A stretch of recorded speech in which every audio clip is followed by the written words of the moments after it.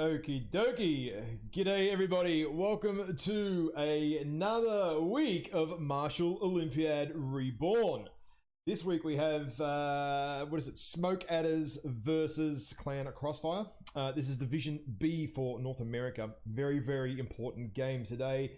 Very, very important game. This is the last match, I believe, for this division for the season. And it is going to decide who ends up in first, second, and I believe third. So, huge cast today, guys. Stick around. Make sure you're here. Make sure you're active in the chat. We've got some giveaways as well. There's going to be some super tight games coming up here. I expect it to go 3-2. To be honest, I expect that's what I'm hoping happens. A 3-2 drop here. Just, these guys are asking if I got a co-caster. Nope, I do not. And, right. So, okay, cool. They're going to do the map ban straight up then. Straight up map ban, bang. Well, you guys not mucking around today. Let's have a quick flick over to the map ban. And now we just have to wait patiently for them to actually do the banning part. So, like I said, very, very, very important game for both these teams today. I believe Smoke Adders need to win 3-2 to secure first spot on the ladder. We'll go back to the ladder in a moment once these guys do their ban. In the meantime, though, we just chill out and wait here for a couple of minutes. A little bit disorganized sometime this map ban. Let me know in chat, guys. How have you enjoyed the casts over the last 7 weeks or so? Has Martial Olympiad been good for you as a viewer? Have you participated in the league? Has it been good? We're happy to take on feedback and all that sort of stuff. Looking to improve it for next season, of course. Bang! That is Alpine Peaks down for Smoke Adders.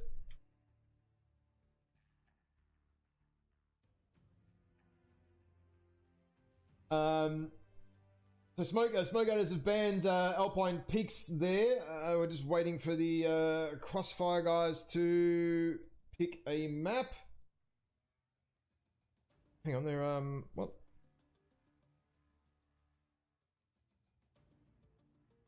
I don't know what they're doing right now. They're discussing whether they're banning or not. I don't know what's happening here. Just hold on a second, fellas. A little bit disorganized. In the map banning, it can be a little bit problematic with the teams because they're not on comms at the same time as each other. So there can be a good 30-second delay before they realize that the other one has actually done a ban. So Alpine Peaks is down for SA either way. What are we going to see? We're going to see Terra. We're going to see Rubelite, River City, or perhaps Iridian Bog. Now we wait. Still we wait. Still we wait. Oh, I hate about this. Teams are a little bit, sometimes a bit slow.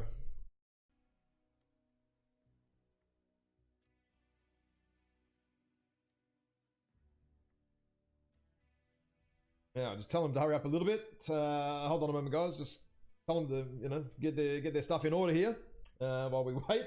So you viewers aren't sitting here waiting. Essentially, is doing what I'm doing and what I'm waiting as well. And there we go. That is River City down for Clan Crossfire. Iridian Bog for Smoke Adders.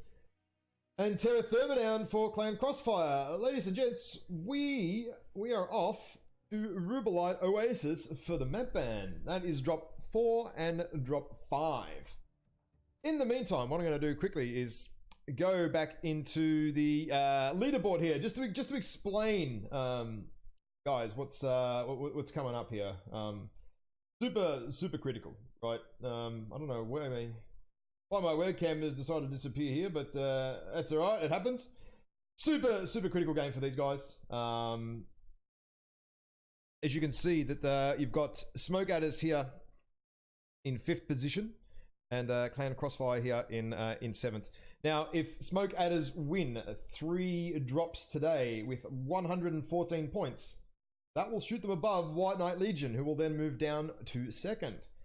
If Clan Crossfire happen to pick up some points here, say they 5-0 Smoke Adders, they could very well, I believe, come up into 5th, and Smoke Adders end up somewhere in around here, depending on whether it's a 4 or a 5. 4-1 or 5-0.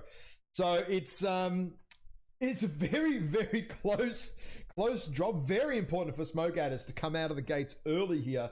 I think they need to secure a drop 1 win straight off the bat. That sets them up obviously for a very, very good position here. Well, we'll just see what happens, really. I mean, I don't know what's going to happen. I know it's going to be 3-2. We'll see what happens. Now, map strat very, very quickly. Now, big drop.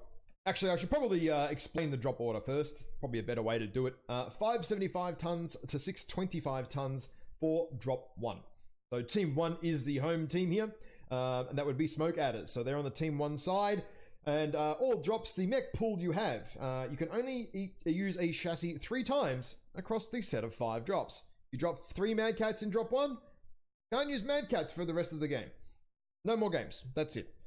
So with that in mind, the map strat here. Now, team 1 obviously being Smoke Adders, and they're up in this. They do a little bit of drawing here. Up obviously on this side here. They're probably going to take Kappa and Gamma fairly early, and Crossfire will do the same. They can do this. Now, the question mark is, do you go and try and control Theta early to put pressure on one team or another, and then force one team to sort of pressure into you, and the reverse way of that too, pressure back into you, or not?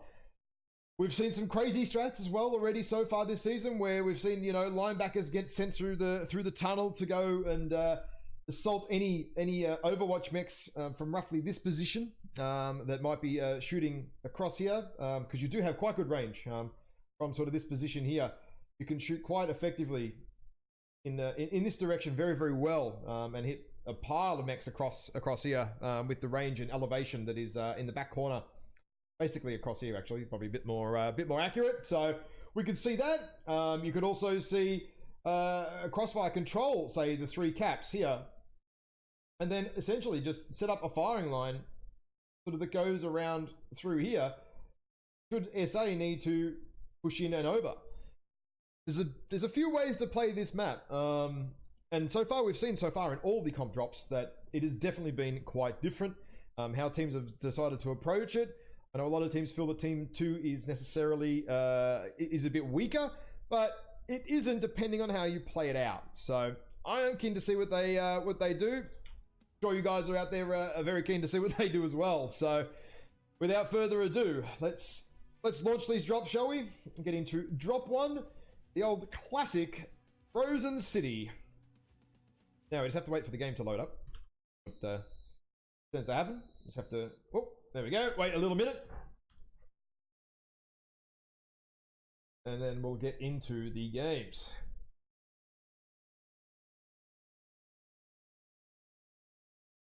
Now, sometimes it can take a little while to load in, as it does. These things tend to happen. But right, here we go. Oh dear. So just set up my little caster controls there.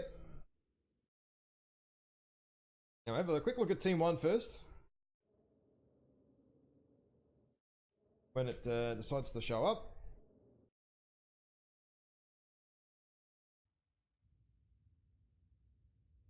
Come on. Right, well, we've got a Direwolf, Annie. Miss things. We can have a look at these anyway. And MX. Oh, wow. Oh, MX90, eh? MX90. Ultras and ACs. Interesting choice. We've got Donnie here with Ultra 10, Bloodass as well. Good try. Obviously going to take out that Theta cap fairly early. And Direwolf, what do we got here? LB X2s and AC2s. That's an interesting choice. 4 AC10s for MYJ and the Annie. That's got a quirk there. Now, what do we have on the other teams? For Crossfire, we have a Bloodass, Cyclops, Annie 1A, Huntsman, Commando, Mad Cat, and Bloodass. What is on this here? ATM 9s. Interesting choice, ATM 9s. Going to maybe push Theta early. I feel Wk7 is going to push early down here and maybe get a lucky kill. Not sure where the Commando is at the moment. What's Fuzzy doing over here? Not entirely sure the purpose behind the Commando being at the saddle right now. Not entirely sure, chat. Not sure. Now we've got two guys up high here. Mad Cat Bees, they're going to lose trades. Where this position is, they're firing against, let's have a quick look here, Any-1As, Direwolves. They're being outranged solidly, hugely outranged. So these Mad Cats are probably not going to stay on this hill position for very, very long. They're definitely going to eat too much damage if they stay there. The Kozin Indigo, though, was not pressing over to Theta. I thought that's what he was going to do, maybe sort of put a little bit of pressure on that light mech, but evidently not the case. And now we have a case of Smoke Adders control the map. Now Fuzzy's coming in around the back here. This is what I would have expected a little bit earlier. Is to go down, go and take this Theta cap with a little bit of Overwatch and support here from the Huntsman. The thing is, though, Smoke Adders, very interestingly, with their choice of tonnage, have gone the option of 2 light mechs. Very interesting choice. That's why they've got a very heavy, 2 Annies, Mauler, Blood Asps, and a Direwolf. That's how they're able to put so much tonnage on the board in assaults. Certainly from having 2 light mechs, which may make or break later. We don't know. Stillwater's fallen off the edge there. He's already 82%. Most of the Smoke Adders guys, I mean, Mad Cat in the Direwolf is 78% at the moment, so he's eating a little bit more damage than he probably maybe should be at that range. Maybe that was a strike. Hard to tell from here. Kozin's already down to 81. Fuzzy's about to sort this cap out, and the Mislinks is not going to be able to stop this at this point. Not quite tickling the feet. But what Kozin needs to be doing here, he needs to be backing him up. ATMing that guy. McGrail only eats 1% damage, so I'd say that there probably wasn't a lock when Kozin gave him a bit of a shot there. Now I think these Mislinks, I'm seeing ER mediums, heavy medium lasers, heavy mediums. Okay, I thought they were ER mediums, just the way they were sort of shooting them a little bit longer range there, but option for heavy mediums. That's some really, really long burn time. Big alpha, but yeah, like I said, long burn time for heavy mediums. I haven't really seen them used in comp for that reason. That Theta fight, though, is now sorted in terms of Crossfire now control the map. But obviously Smoke Adders is going back to take it. And in the meantime, we've got a little bit of trading going on here. I'm trying to watch this fight, little light fight over here, because this is very important to the game right now. Now, if Kozin gets one good ATM alpha off on one of these mechs, or even a strike on Theta, they need to call strike priority here for these light mechs. For, what is it, Crossfire? They need some strike priority here to sort and stop this cap. Now, what's that, man? Good try here. Where's he at? He's nearly done. He's nearly wrecked. But what's happening here? Smoke Adders are going to go and push Kozin. They're going to push him. This could be the game decider right here. And he's already down and he's already legged. Wow. Kozin in the ATM dropping down there, not getting enough support, has now been taken out. And I'm not sure Fuzzy can pull this back. Hang on. Kozin gets good try down. Was that a strike? Did he strike kill him after he died? I think he did. Oh wow. Okay. And McGrail is one touch. The Commando can easily finish him off here. Easily finish him off. Commando's indestructible. But the Commando's eating a strike as well. Oh, this is the game decider right here. What happens? I can see the other team is pushing up. Fuzzy has taken him out. And Smoke Adders they've now at the same time needed to push up a little bit, but now they have no choice. They are going to lose the cap control now. But Fuzzy hasn't gone back to take the cap. What is he doing? He's pushed too far. Oh dear. A little bit of confusion going on here. The Blood Asp for TK is just about wrecked. One more touch in that torso and he's going to lose lots of his weapons, I believe. The Mad Cat is nearly legged. I don't know how that happens. Nonetheless, Smoke Adders are now pushing in. Smoke Adders, they know they have to go. They definitely have the hit points. Lol Barbecue is getting lolled upon here by MYJ, it looks like here in the Annie. MYK gets down the Koru. Captain Cat gets unfearing. MYJ finishes off Lol. Captain Cat another kill with Donny Line Z. Captain Cat putting out some damage here for LB10s. Captain Cat gets Judas down. MYJ gets Stillwater down. It's very close. Fuzzy's in the back there with the Commando. These Annies are going to have a lot of problems killing him. Where's the Mad Cat? Where's Mad Cat at? He's eating a strike. He's getting cooked. Fuzzy is working the back here. Massaging back of Krail very nicely. Mind you though, TK is about to go down and so's EK. TK and EK, they're about to go down. They're struggling for weapons here. I think TK's lost all his weapons. And I think Fuzzy's just about cooked. Fuzzy's cooked. Oh, Crazy gets TK down. EK is not going to be able to kill anybody. Oh no, get stuffed. EK kills Mad Cat. It's now, look at the percentages, 26, 34, 40%, 41 and 47 on Smokeadder's side. Oh, this is anyone's game right now. Oh, one touch on EK's torso. The Annie with heavy gauss, I think, is going to live there. MYJ is also absolutely one touch, but Fuzzy can't get him because he's got no leg. EK is trying to survive here as well. What's going to happen? I don't know. This is the closest first drop you could possibly ask for in a match that needs to be decided by a 3-2 win for Smokeadders. Crazy gets, who was that? EK finally gets EK down. And Fuzzy is just not going to be able to do this. He's just not going to be able to do this. I don't think he can. I'd love, oh, you've got to be bloody kidding me. He gets him down. Holy shit. He's got one leg. He's got one leg and he needs to shield it. He needs to shield that right leg. He needs to shield that right leg. Very, very important. Hug the Annihilator. Hug it. Hug the Annihilator. Get him. He's got him. Oh, I think Fuzzy's going to do it. Is he do it? Is he going to do it? It's like the Remus in the Melbourne Cup here. He's coming home. Oh, what a bloody drop. Oh, pardon my French, but holy shit. Holy shit! What a bloody game! Oh, guys, I am absolutely ecstatic over this. Oh shit! Oh, I'm a bit lightheaded from shouting so much. I hope my mic wasn't too loud. Oh, I haven't had such a close, exciting game like that in ages. Let me get the lobby stats up here, guys. Holy shit! Holy shit! Oh, that's amazing. What an amazing game. What an amazing game. Right, okay, let's go. Let's go have a look at the stats. Oh, wowee. Okay, Rails was 700, MYJ 600, 600, 600. The damage for Smokeadders is through the bloody roof. The damage on CXF side, TK was 700. Fuzzy alive with 500 damage in a bloody commando. Oof, 600 for EK. Cap and Cat with 954. Holy shit. Not much team damage there, so I think Kozen got the kill with 200 damage on a strike. Probably maybe picked up good try with a, I don't know, 10 points of damage. I'm not sure. It couldn't have been a hell of a lot. Crazy fight there. Wow. Oh, wow. Oh, let's go draw on the map. Let's go draw on the map, eh? Let's go draw. What happened here?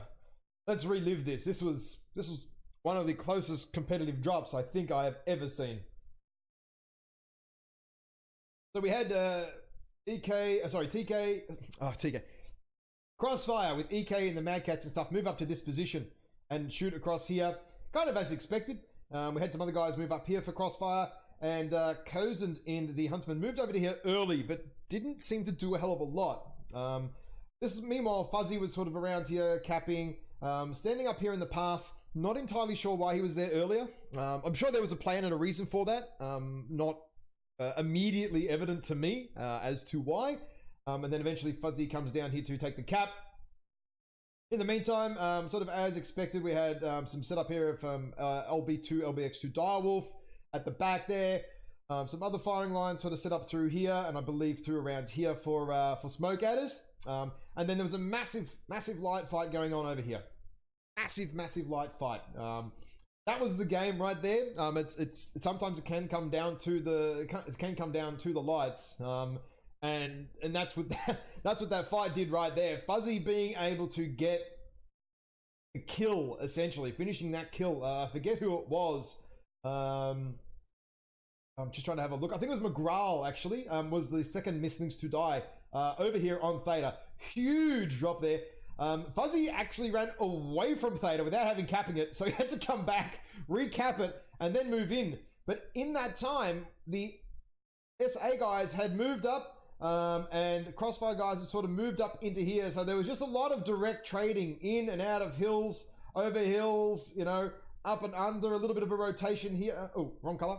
A little bit of a rotation here from Crossfire, and then yeah, the Fuzzy and the Commando coming in, hugging that Annihilator for the win. Holy, that was an intense drop, ladies and gentlemen. Let me tell you, that was one of the most intense drops that I have seen. These guys aren't mucking around. They're moving straight into the next drop, and that will end up being. Let me have a quick look here. It is Frozen City Conquest. Now, this is the current Frozen City. Forest Colony. Current Forest Colony, not the classic one. We did the classic ones a couple of weeks back, so they're really good to watch if you want to see the old map and how that map gets played out. So we move on to the it's actually, what have I done? Conquest. It's Domination. So Forest Domination's pretty straightforward. So yeah, here we go. What we're going to have, I'd imagine Team 2, which is going to be SA first drop, is going to set up somewhere around here, I would imagine. Here is a bad place to fight. And we're probably going to see Crossfire come in and brawl them maybe. It's a lighter drop, it's a faster drop, it's generally a brawlier drop. You can actually, there is a high ground here, it's going to sort of draw it out.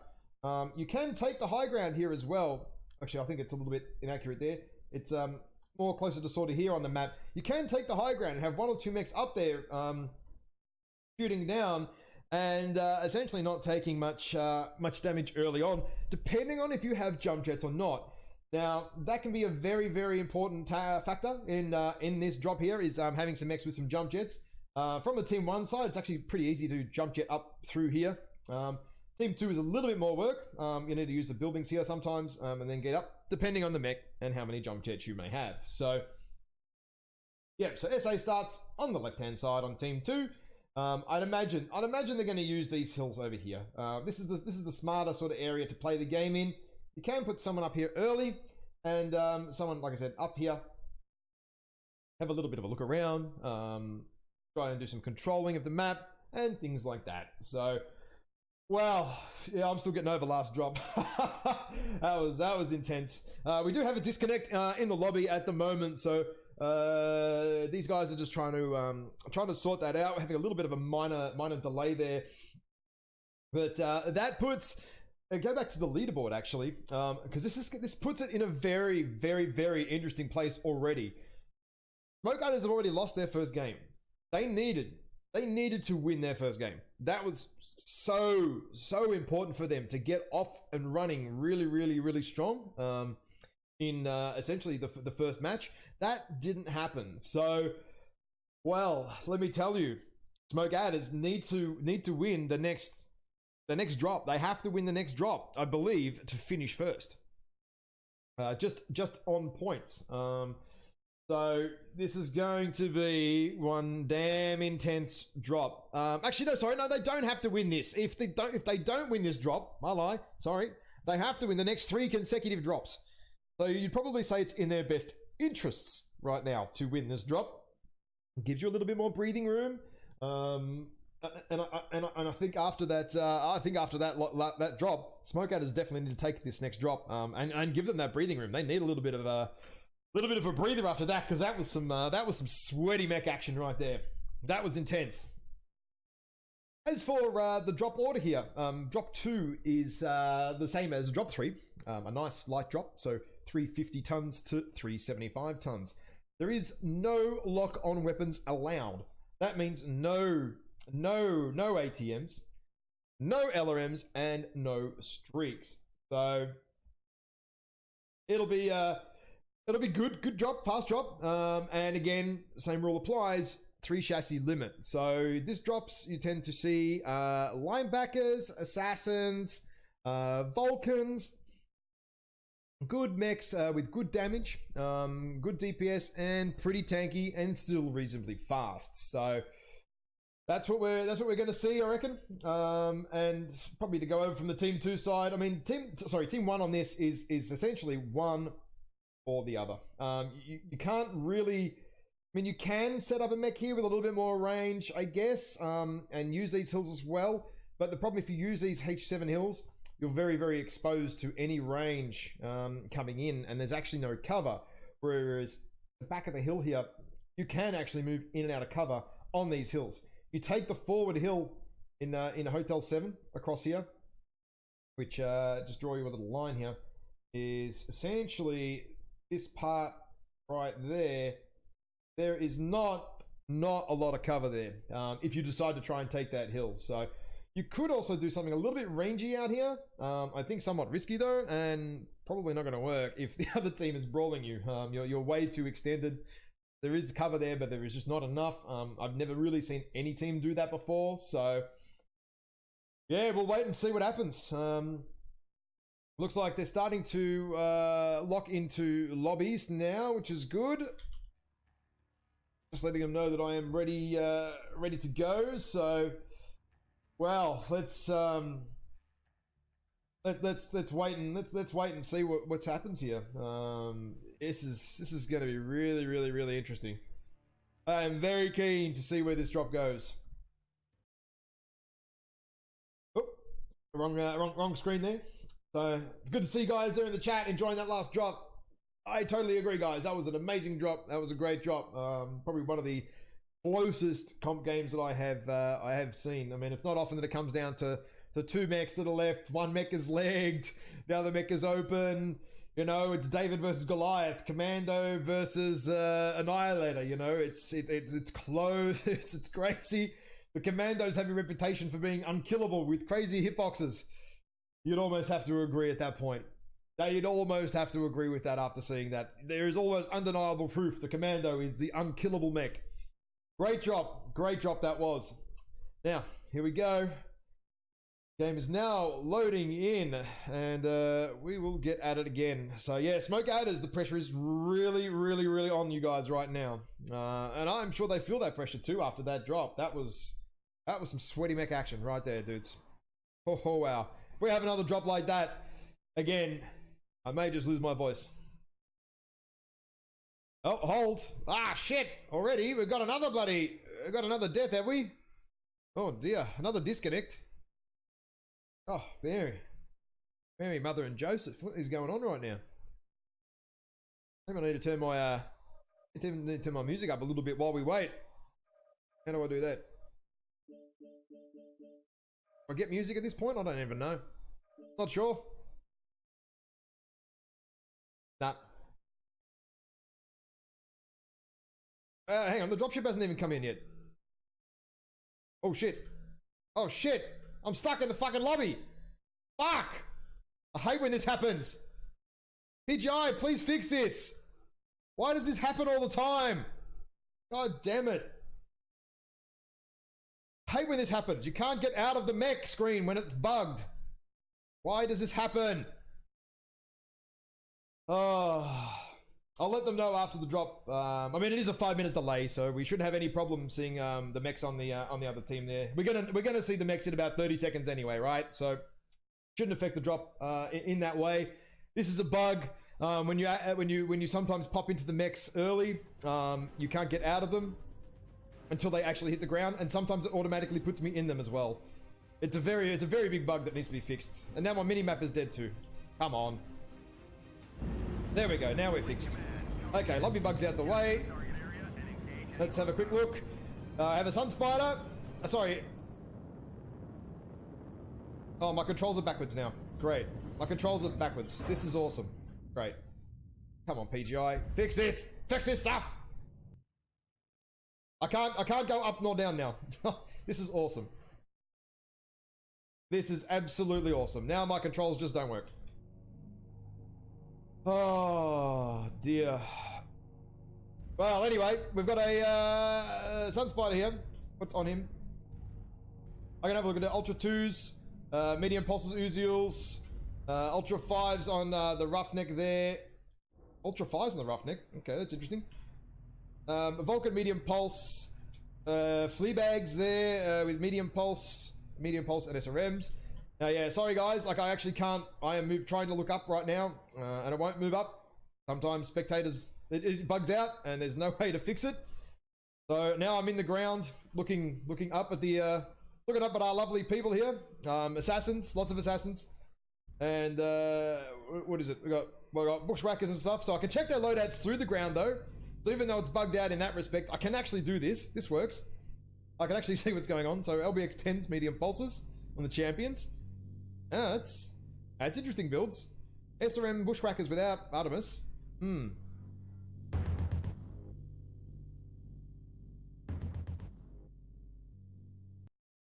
just letting them know that I'm stuck in the ground.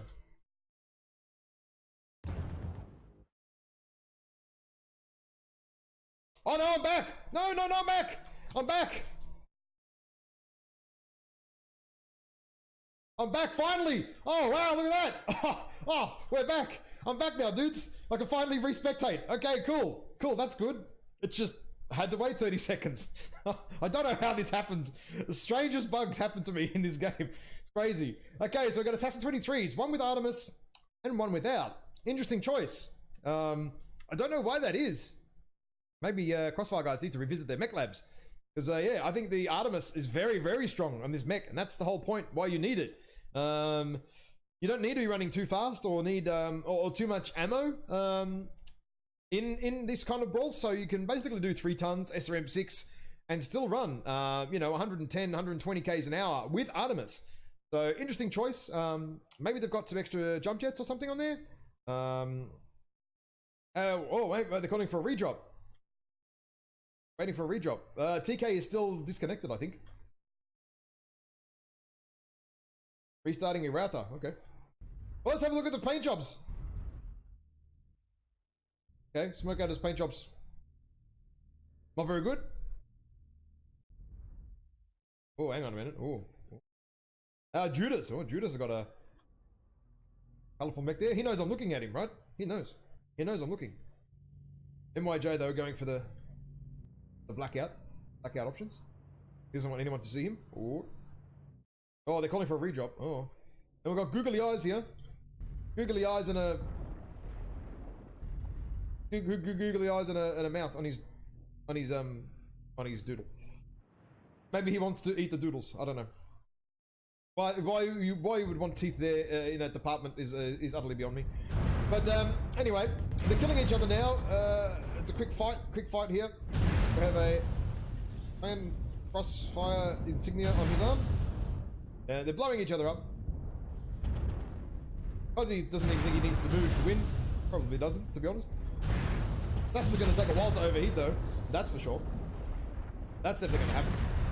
And they blow each other up, and we go back to the old drop screen. So just waiting for these guys to blow each other up, and that'll be that. Let's go on a little bit of a tour of the map, shall we? You can go out to, you can play all sorts of stuff. I'd love to see a match played out here in the beach. It could be like Forest Beach or something. Like a landing or something. Like a dropship's landing here, and you charge the trenches, and it's full scale war, and you've got like turrets like looking down on you and stuff like that. Like that'd be some immersive stuff in faction play.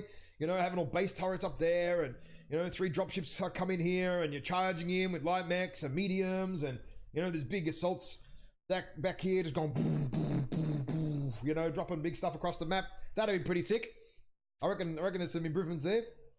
Or even over here, like have some deep water, even so deep that I don't know what, even an Atlas is maybe only his chest sticks out. He's walking through the deep sea ocean, around the peaks, maybe going for a little bit of a dive. There's all sorts of options you could do with this map.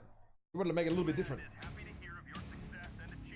And then the all capturing of the relay for the domination circle. Dum, dum, dum, dum. Right, now have to get a redrop going. No point publishing those stats.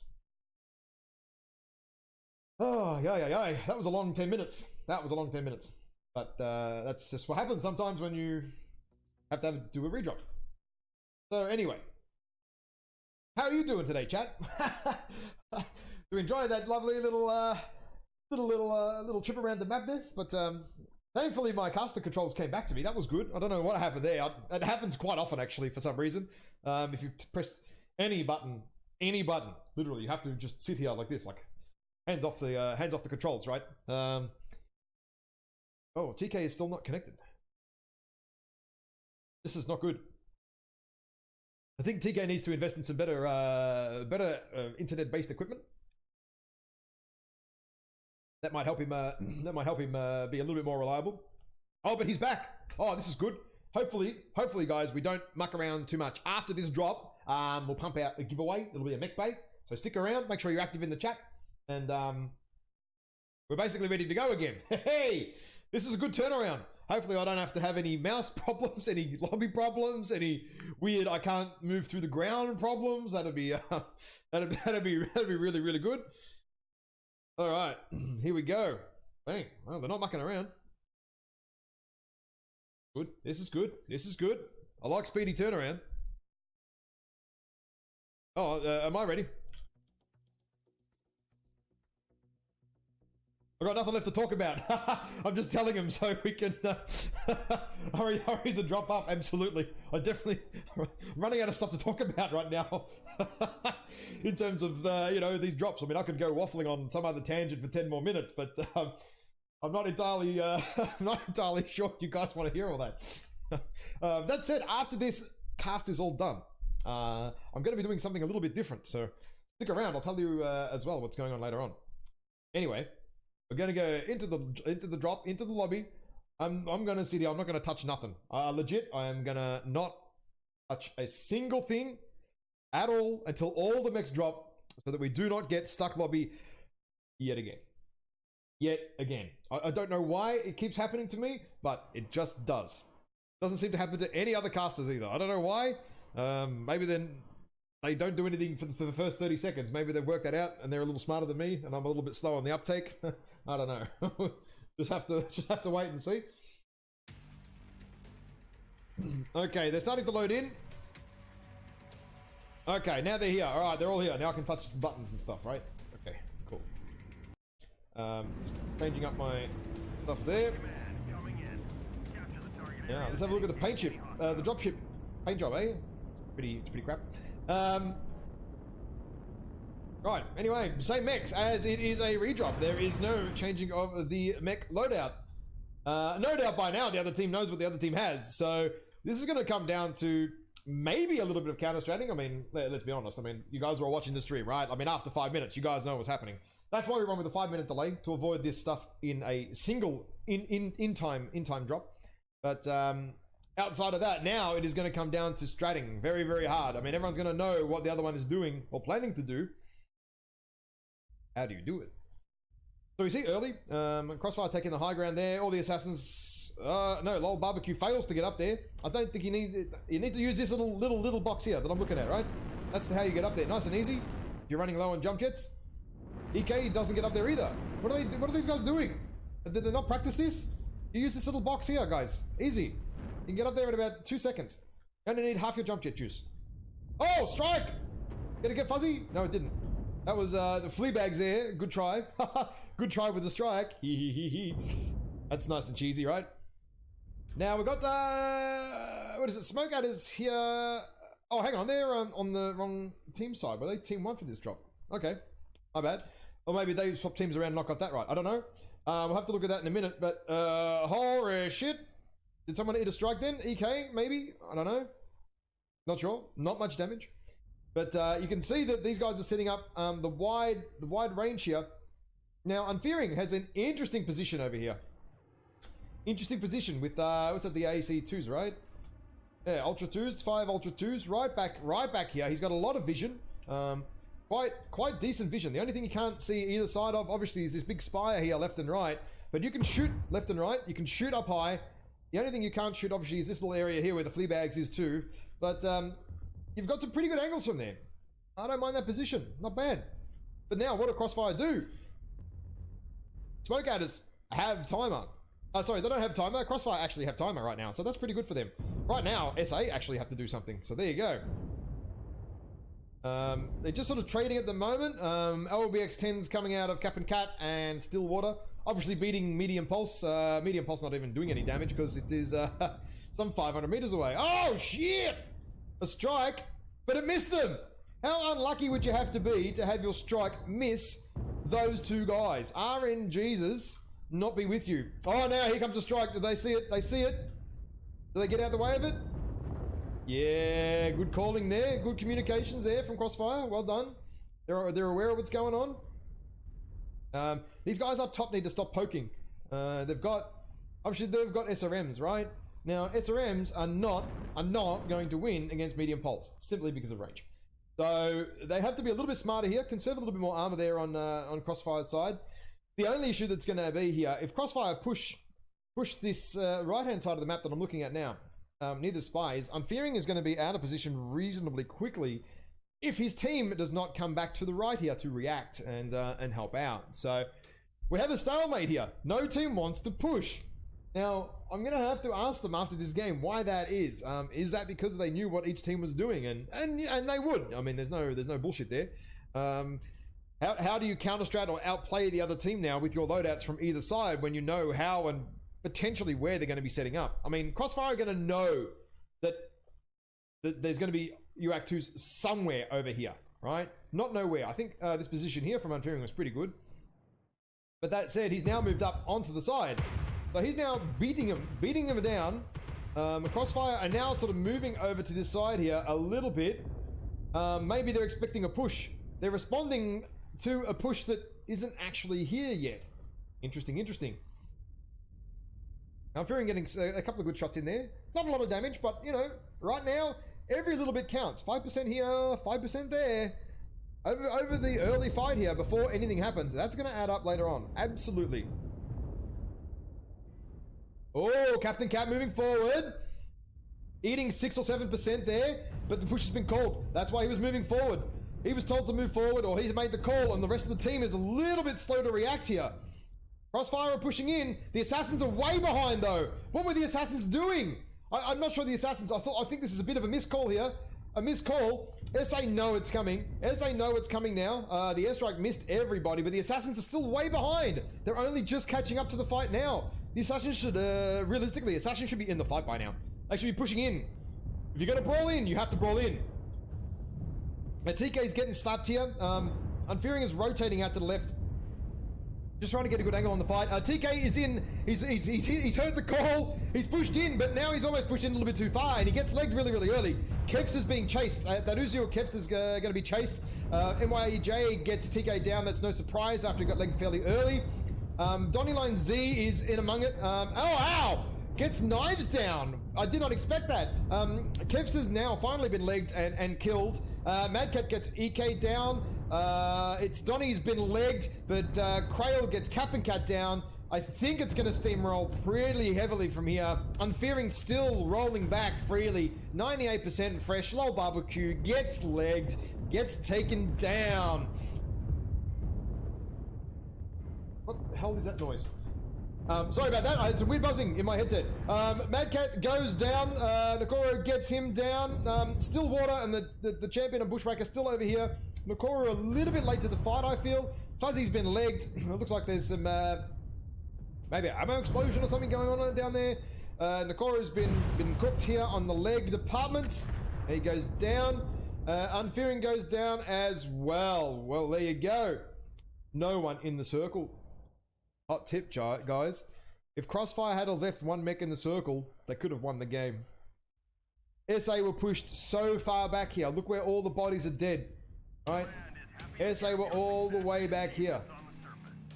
I almost feel like if Fuzzy stayed in the circle, he could have actually capped that out and forced a win when SA pulled so far back. Be good to review this map in a minute. Now, let me reload this lobby stats up, fellas, and we'll have a bit of a look at it. Now, let's have a quick look here. Where we stats. Okay, what do we have? So we have Unfearing here with 442 in that UAC2 Sunspider, doing some serious work there. Definitely the player of the match, in fact, so that's pretty good. And Stillwater on Crossfire side with 345 in the champion. Fuzzy there doing some serious work again. 293, that could have been a strike, hard to tell. Lol Barbecue there with 88 team damage, and Nakoro with 24. So I'd say those guys are either shooting teammates or or dropping a strike. I think the old barbecues is definitely some unsafe striking there. That is definitely almost some war crimes, nearly double digits on strikes. You have to be careful of that, you know. You have to be very careful of that. Now, abstract. So, SA were actually team 1 for this first drop, and basically sort of what was it? Set up unfearing here. All the rest of the team here with the little fleece just hanging out over there, you know. Have a little bit of look-see. Crossfire basically sort of setting up in here early, trying to get some eyes up here with their light mechs and stuff like that. Medium mechs, I mean. Having a little bit of a peek around here, but not really able to do a hell of a lot. Basically, after sitting there for 5 minutes, they got sick of it. Crossfire came in through here and then started to go there and then sort of came around the back. Actually, let me draw that with the arrow. So they came around here, sort of came in around here and then decided to come in around here. The other thing was the assassins, I think, at some point were slow or behind and were almost dawdling out the back here on the map. I'm not really sure what was going on here.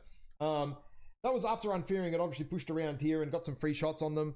I think they, Crossfire guys realized I had to go and do something, you know, they had to get out of there, and they had to push, you know, they can't keep getting, Wk7'd all day long. You can't do that, that's bad. So what happened is Smoke Adders pushed back over this way as the Crossfire Brawl came in and pushed them. One of the smart ones here actually as well, Kevster, he went up here in his Uziel, jump jetted up and over, and that actually drew a couple of the Crossfire mechs up to chase him around, rather than sort of keep pushing into the firing line, which was continually rolling back. And they ended up, I think they all ended up around about here on the map, Smoke Adders, all the way back there. If Donnie didn't, sorry, it was Donnie, if Kevster didn't jump up to this little, up near this alpha point right here and pull 2 mechs away, it could have been very interesting.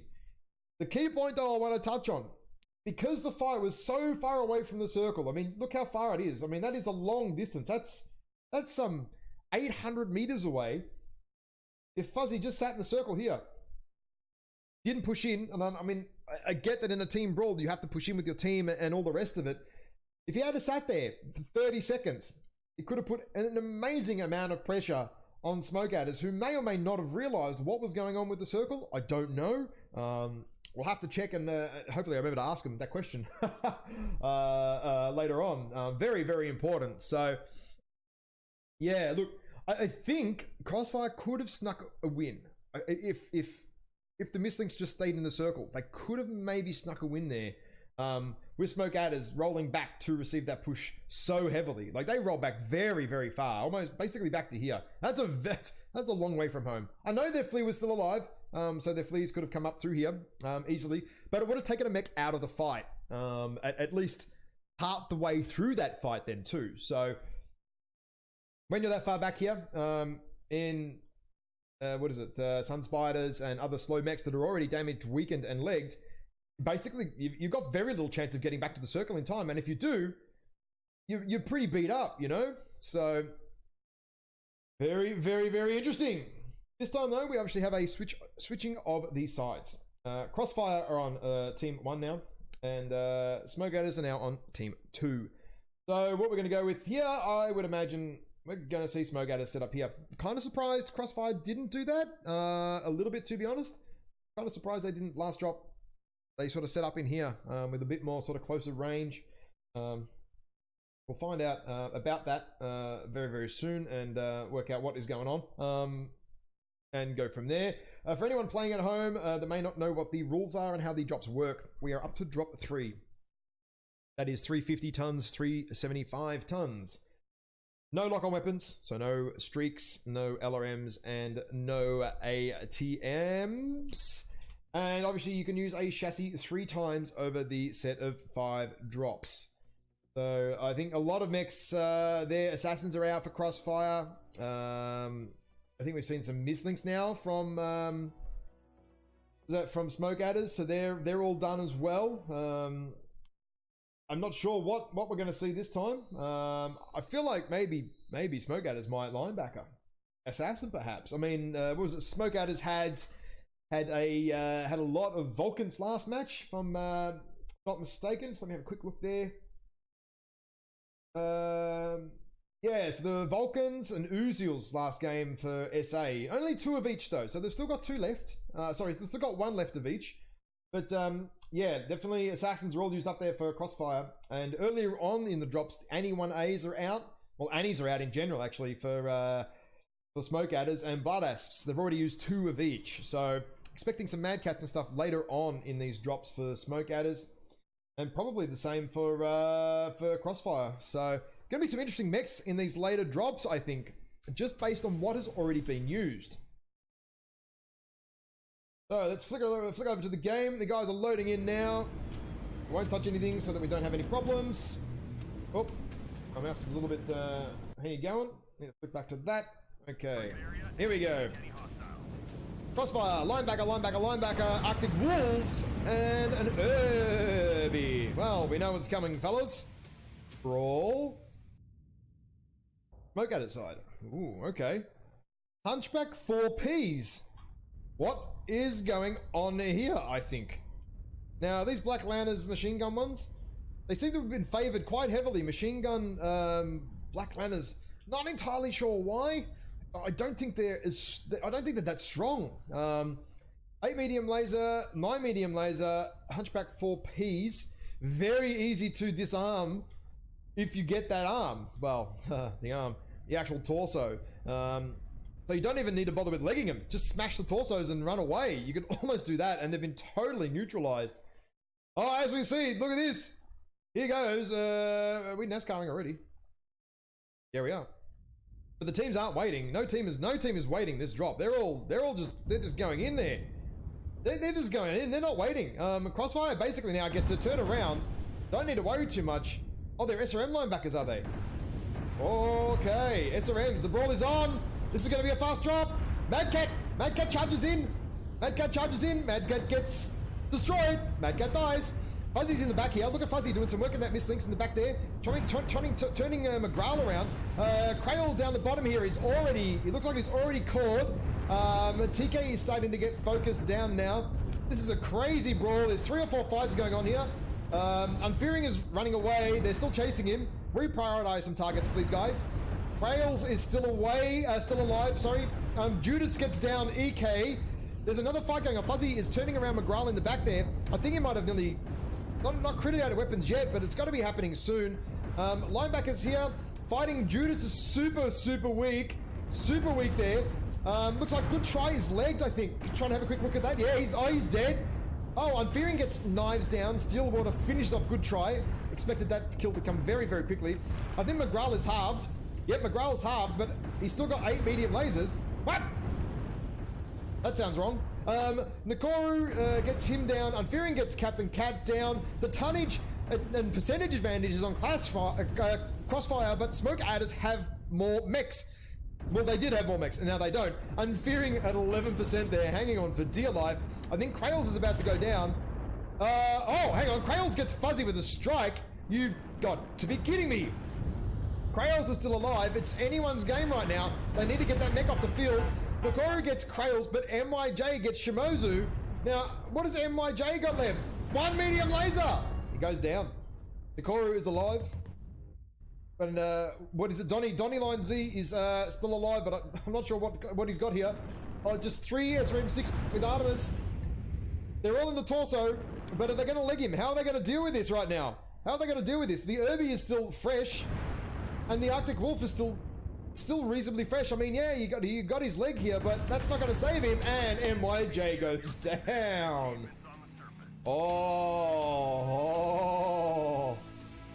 Oh, look at this. Oh, wowee. Let's have a look at some numbers. Just let me load these up very quickly. It's going to take me a couple of seconds to have a little bit of a look here. Once it loads up, please. And thank you. There we go. Okay. Got my little ID number now. Let's have a look, shall we? Okay, we've got Nakoru there with 447. Huge damage in Arctic Wolf. Cap and Cat 410. And the other's around 300. Oh, wow, hang on. We've got Stillwater here with 500 damage in an Urban Mech. You can almost safely say there were some strikes coming out of that one. On the SA side, we have 540 damage for Unfearing and some reasonable spread there through Krail, Judas, and Donny Line Z. No team damage. Oh, shit. Stillwater there. 144 team damage. 98 team damage for Unfearing. Boys, you've got to watch your strikes. You're almost hurting your teams by doing that. You know, losing percentages to your own team might mean the difference between a loss or a win. Honestly, it's very, very, very important. Oof, that was savage. Have a little quick look at the map strat. Won't take too long. This one, basically, Crossfire went up in here. Oh, sorry, up through here. Should say. SA came around here, and then they went like this. Round. Literally, that's what they did. There was not much more to that drop. So yeah, pretty straightforward. In the meantime, though, what we're going to do, we're going to do a giveaway for a mech bay. Right now, where is the giveaway system? Here he is. Oh, he's not quite aligned properly. I don't know what's going on there, but he's aligned now. Need to add in the viewers here. MWO Leagues. Now, guys, after I'm done with this competitive stream, there is a faction play PTS going on right now. I'm going to transfer you guys over to my channel, and I'm going to try and we're going to try and get a couple of games on the there is Commander Root on the PTS. Get some testing data there for Moobot. Get some testing data there for PGI, and see if we can't do that. I don't know what phase is going to be in, whether it's a scouting or the invasion phase, but we'll try and work that out. Without further ado, let's do the lovely Mech Bay giveaway.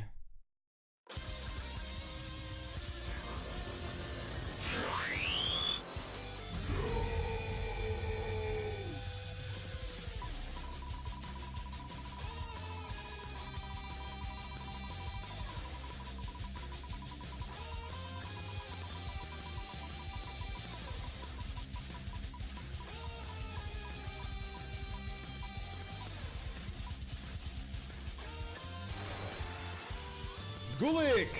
Well done, mates.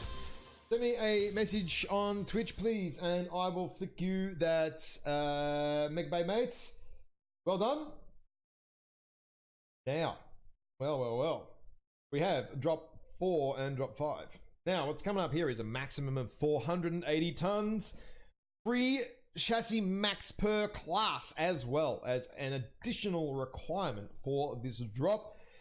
It is on, what is it on? Rubelite Oasis. Now, just let me set up the map strat here for Rubelite Oasis Conquest here. Okay. Now, Crossfire are team 1 for the first drop, I believe. So that puts them on this side, the X for Crossfire, and S for SA. Now, how is this going to play out? We've seen a lot of teams do a lot of different stuff on this map. It can go all sorts of ways. You can, say you're team 2, you can bang out Sigma early, Epsilon early, and Theta really, really early. Basically, you can beeline the Theta ASAP and take that and then sort of bail out to sort of Epsilon.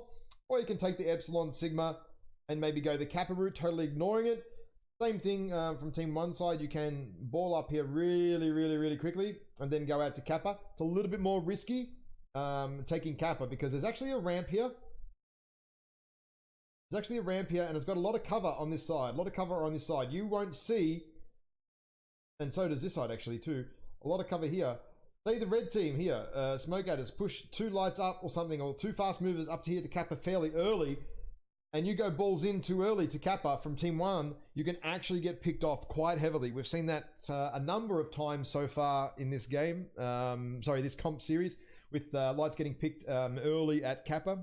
Saw it in Worlds as well, actually, on any teams that sort of played that as well. So Kappa is a very, very precarious place early on in the game. You need to be very aware of what's going on. Alternatively, from team 1, you can actually send a mech around the back here There are some spires, again, that you can't see around that will let the other team, again, like provide that cover for that movement in there. So you have to be very, very careful, I believe, at Kappa. Otherwise, the good trading spots on this map from the team the team 2 side are all around here. You can move up to here a little bit, although it is very risky if the team 1 guys set up sort of here. You can even fit someone up here. And also you can sneak someone across here as well. The high ground is definitely preferable, as opposed to quick play where everyone just seems to rotate the low ground. Don't really understand why. If you play quick play and watch, take the high ground. It's stronger. You can do some surprise mechs, of course, down in some of the low ground areas down in here, and make use of it. There is some good area you can use. Same for the team 2 side. There is some good low ground area in and around these sort of areas that you can use to do some sort of surprise movements and attacks. You know, Bowser from my team, EMP's been very good with that in ATM supernovas and stuff. You know, basically creeping up, sneaky, and then bang, just dropping a massive alpha on you at 300 meters, and then you get instantly deleted. So there are definitely some sneaky things you can do, and the way you can move around some of the maps here without actually getting seen at all. Like you can move around here essentially without being seen at all, unless you've got some sort of pesky light, you know, out here doing some weird sort of scouting sort of business over here. I mean, not really sure why they would be doing that, but it can happen. Or so, I should say, a little bit of light scouting there. You can sort of see it coming in and around here fairly easily. Now these guys are locking into the lobby rather fast, so that's pretty good. Can't complain. Now just need to get myself ready for later on when these teams get in for the interviews. So that's what I think we're going to see. Probably some strong trading here. We're going to see a lot of Warhawks, I suspect. Just to review some of the other teams and what mechs they do and don't have available. Just having a quick look here at the moment. Yeah, so Assassins and Linebackers are basically up both teams. No, actually, no. I lie. SA still have linebackers they could potentially use in some sort of brawl push. Not sure. Could be an option. But Crossfire have already used 2 Mad Cat 2Bs, 2 Blood Asps. So that's they've only got 1 each left. And Smoke Adders have 2 Annies, 2 Blood Asps already down as well. So they're very tight on Annies and Blood Asps. I suspect we're going to see Smoke Adders with Warhawks. Calling it now. Is going to be at least an ER PVC Warhawk, I reckon, from them this drops, I suspect. And maybe Mad Cat 2Bs, because I have quite a few left. And then you could probably do, I guess, an Annie and a Blood Asp mix later on, or whatever. Oh, sorry, they're waiting for me. I just letting you know I'm ready whenever. Too busy talking to you guys. And explaining what is hopefully going to happen. Well, hopefully. Not hopefully. I want to see something totally random that I don't expect. But this map kind of plays out fairly as expected, let's say. Now, the game is starting to load up.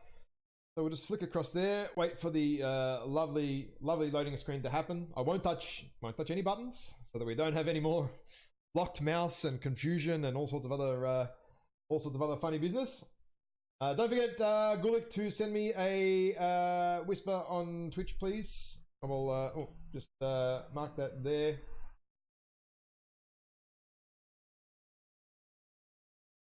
Make sure you message me, and I will flick you the mech bay. Right, now. Have the teams loaded in yet? No, they haven't. Don't touch anything. Be patient. Haven't loaded in yet. Oh no, here we go. Now I can touch stuff. Alright, sweet. Alright. Now, Crossfire, I do believe, appear here. Now we have Mad Cat B, Vulcan, Mad Cat... Oh, sorry, Mad 2C, Fleas, Nikeia, Cyclops, and Vulcans. Wow, this is an aggressive wolf pack here from Crossfire. 3 Vulcans. and a flea. Now that is a very, very savage wolf pack. I think they're going to go for map control early on by way of killing off smoke adder lights. This is going to be a very interesting drop. LBX is on a Slipnir. That's interesting. And what's on this Mad 2C? 4 ERPBCs on a Mad 2C8. Does that have some kind of quirks I'm not aware of? What is going on there? Get out of here. Mad 2C8 on the other team as well? Is there something going on here I don't know about? ERPBCs as well. Okay. Mad 2C, 4 ERPBCs. What are they doing? Saving Warhawks for later. I'm fairly certain the Warhawk is the better mech, right? Oh, hang on. What's going on here? My mouse is out of control again. What's happening? Why am I stopping? Hello? What? I don't know why it's doing this. My mouse is literally, I can't control it right now. I'm having major problems again. I don't know what's happening here. Some weird business. Weird business is going on here. I don't know why it does this to me sometimes. Why am I here? Oh, I don't know what's going on here. I'm going to try and control it manually. This is going to be some hard work here. Oh no, it stopped again. There's 30-second weird spasms that happen. I don't know why this happens. Anyway, fight is back on. Fafnir, interesting choice. Fafnir, interesting choice. What is on it? Rotary, ooh, 4 rotary 2s. Huntsman, ATMs. Okay. Interesting choices here. Interesting choices. So is Judas's paint job. Interesting choices. For 3 Ultra 5s again for the Roughneck 2A. Interesting. Interesting choice. Now, what's going on over here though, in the meantime, we have a little bit of a fight here at Kappa. In terms of Smoke Adders are trying to control Kappa, and they have. The key point here as well to look at is that Theta is now decisively, and I mean decisively, controlled by Crossfire. This puts Smoke Adders on the back foot massively here. They've actually got to do a lot now. Smoke Adders have to make something happen. Crossfire essentially now can just sit and relax and wait and be patient. They don't need to do anything. They don't need to peek. They don't need to poke. They don't need to take too much damage unnecessarily right now. Let Smoke Adders make the move. You know, keep the view on what is happening with some scouting. Oh, we got some sneaky. Nakoru and Knives are not providing Overwatch over Theta. That's what they should be doing. TK has managed to stop the cap, but oh no, they don't get it. They don't get it. Now ATMs just hammered Kozen there. Huntsman there, good choice there to smash that target. Absolutely smash them. But in the meantime, look at this. We have Fuzzy giving fleas to Sigma. There's nothing they can do about that. All their lights are at the front. Oh, Krail is eating some damage here. I think he's halved. No, he's not halved. He's just eaten all the strikes. Maybe not aware of when strikes are coming in. Maybe they're not being called so well. And I think who's that over here? Nakora is going to eat a strike? No, I think he just misses it. But yeah, it looks like Krail's going to eat another strike. He's going to eat another one. No, he missed. No.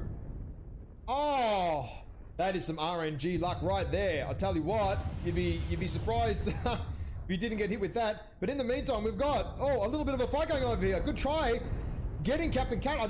I missed that fight. I missed the lights coming in there. They've picked off one of the heavies, but they're going to eat some damage for that. They're going to pay for that. The Vulcan should be able to finish off this Piranha. Good try should go down. There's no reason why those 3 Vulcans can't single pick that leg on that one Piranha there. But Stillwater is off running around the back of the map. I don't know where he's going. He's going to Epsilon maybe to stop the Black Lana. This is a higgledy-piggledy haphazard fight. Oh, I really don't know what's going on here. Kozen is about to overextend, I feel. Unless all the Vulcans get together first, he's going to overextend. He's going to get ganked. He's going to get ganked. Oh, no, they've gone back to TK. The Smoke Adders are now confused on the comms. TK is about to go down though. I think this is the more important fight. I realize there's another fight going on at the same time, but Fuzzy's here too. It's now 4 on 3, favoring Crossfire. How does this fight play out? This is the most crucial part of the game. Mad Cat gets down TK, but is the Piranha left? Good try is legged. Unfearing finishes Nakoru off over the other side of the map. That was the LBX Slipnir. But this is a very, very important fight over here. I don't know. Good try goes down to Stillwater. Mad Cat is wrecked as well. Kozen gets Mad Cat down. and it's McGrawl 2v1. McGrawl is now 2v1. What's happening here? This could be the important part of the game where all the lights are left or all the lights are gone. Fuzzy must be hot. Fuzzy's running away. He must be hot. Trying to duck into cover. Pulls him back. Fuzzy comes out here now. I think McGraw's going to go down. Kevster gets knives down in the Mad Cat 2B. Over the other side of the map, these big heavy trades. Fuzzy's run away. What is Fuzzy doing? I mean, Crossfire are trying to play for caps, but right now, you can't get cap control if you don't kill the mechs. Fuzzy needs to be killing McGraw. Take the Black Lantern off the field. Take their fast mech out of the game immediately. Don't worry about the cap. Now, Fuzzy's going to be in some trouble here unless he can leg McGraw. Oh, where is he? I can't click on him because he's too fast. He's still fresh. Oh, wow. I think Fuzzy has made a major... Kevster gets EK down. Oh, I don't know whether I want to go back to the other fight or not. I mean, the other fight's kind of over because it's just Fuzzy left, but McGraw is now legged, so he should be able to get killed. Right, okay, good. That was 40 seconds too long. That was 40 seconds too long. You could have killed off McGraw and easily taken the cap back by now. Oh, let's have a look what's happening over the other side here, because I know Krails is torsoed. I know that. I can see his percentage on the board there. No, you've got to be bloody kidding me. Really? He's lost his arms and he's still got 3 ER PPCs? Holy shit. Right, okay. Unfearing is... Same? Oh no, Unfearing's just eating a bunch of strikes, so he's still pretty fresh. What do we have over here? Very quickly. Kevster in the Huntsman is... he's cooked. He's only got 1 ATM and a medium laser left. Okay. Fuzzy can definitely win this here. Fuzzy can definitely win this. Going to Gamma is... Oh, going to Gamma's the risky choice at the moment. I think he has to, or essentially he could go and take back Theta and then go out to Kappa. I'm fearing knows he's there. He should have seen him. Oh no, the UAV is still on the mini map, but the UAV is not left in the game. So that is a map bug right there, chat. I can see UAVs on the map, but well, they're not actually there anymore. So Unfearing kind of knows he was in this area, doesn't know now. But Fuzzy now has free reign to finish off Theta. He's gonna cap Theta, and I'd say you could almost go to Kappa. You could almost go to Kappa at this point because 2 mechs are over this side of the map, over the other side for smoke adders, and you've got 2 over here. The problem is, what do you do? If you're smoke adders, what do you do? Which cap do you go to? Like, 1 full cap here on Theta is very, very, very important. Now, does Fuzzy full cap this and stick around or not? What does he do? He needs to be very careful not to overstay his welcome. But I think if he holds this cap long enough by sitting basically down here, if he sits down here, peeks and pokes, Crossfire should be able to get an... Oh, shit! Fuzzy literally got effed! He needs to protect himself. Don't stay on the cap. Get off the cap. Get off the cap, mate. You need to hide. You need to delay them. Oh, I think Fuzzy might have made a second error here. I think by standing on that cap longer than he should have, overstayed his welcome. Is it going to be enough? Oh! Oh, no! Just not enough. Fuzzy, man, that was a throw. Fuzzy threw that. That was the win. That was a Crossfire win. All the Fuzzy needed to do, chat, was sit right here. Sit right here, shoot whatever mech comes up on the cap, delay it another 10 seconds, and then you win the game. Not even 10 seconds. 1 second would be enough. Running around on Theta was the wrong option. The wrong choice there. Oh, gee whiz. Another bloody close drop. It is now 2-2. 2-2. Smoke Adders 2 drops. Crossfire 2 drops. Crossfire could have done that 3-1. Unfortunately not to be. Unfortunately not to be. Let's have a quick look at the damage numbers. Just loading this up. Hold on, guys. Another very, very close drop, though. Oh, wow. These drops are intense tonight.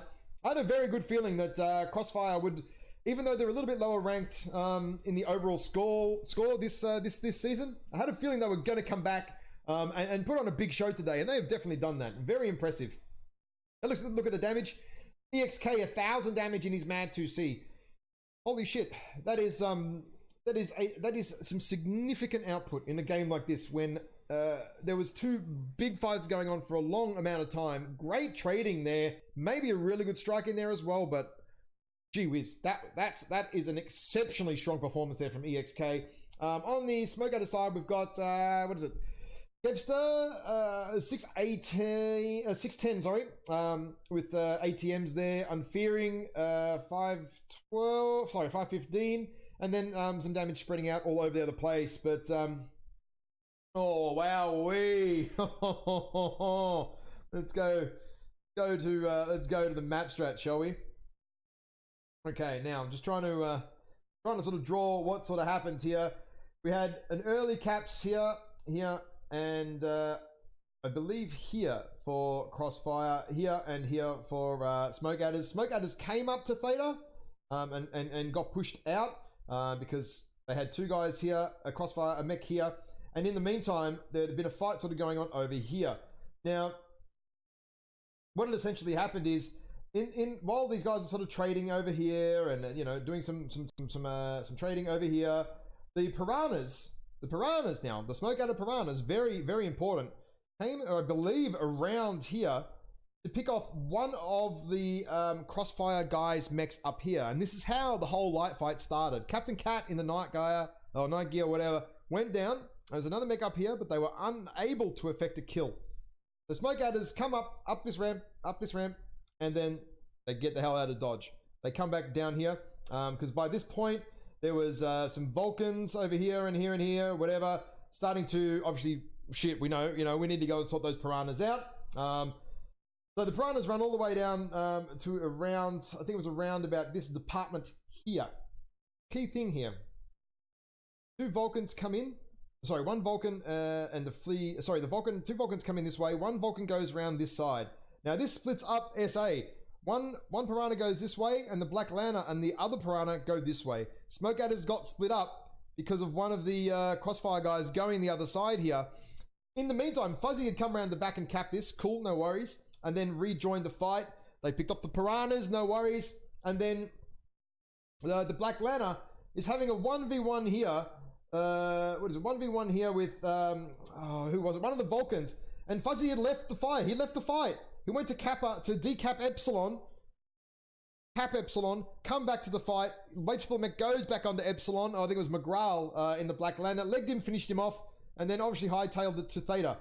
In the meantime, Smoke Adders had come back around to take this because the main fight, the main fight was somewhere around about here, had been won by Smoke Adders pushing up and being very, very aggressive. So yeah, Fuzzy coming up to here, up to Theta, and basically doing this on Theta, round and round and round and round and round. Caps Theta, I forget who in the Mad 2C came along here, bang, pop jewel peeps straight into Fuzzy, cherry CT'd him, didn't kill him.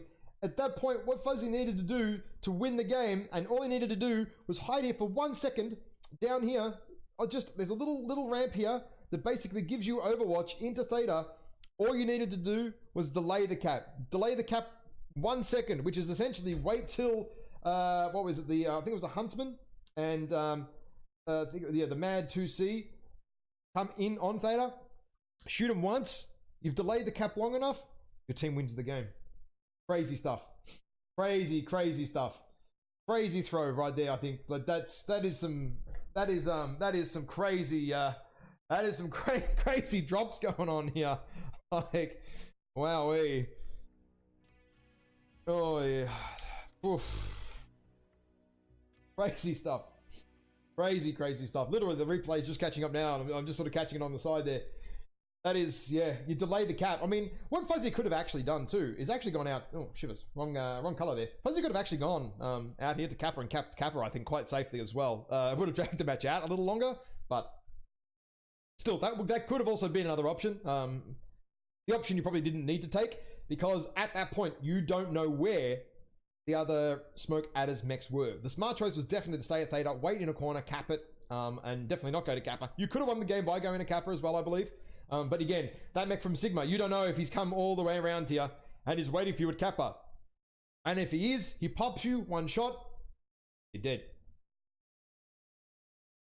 So these guys are just locking in their lobbies at the moment. I just have to wait a couple of minutes, 30 seconds, something like that. And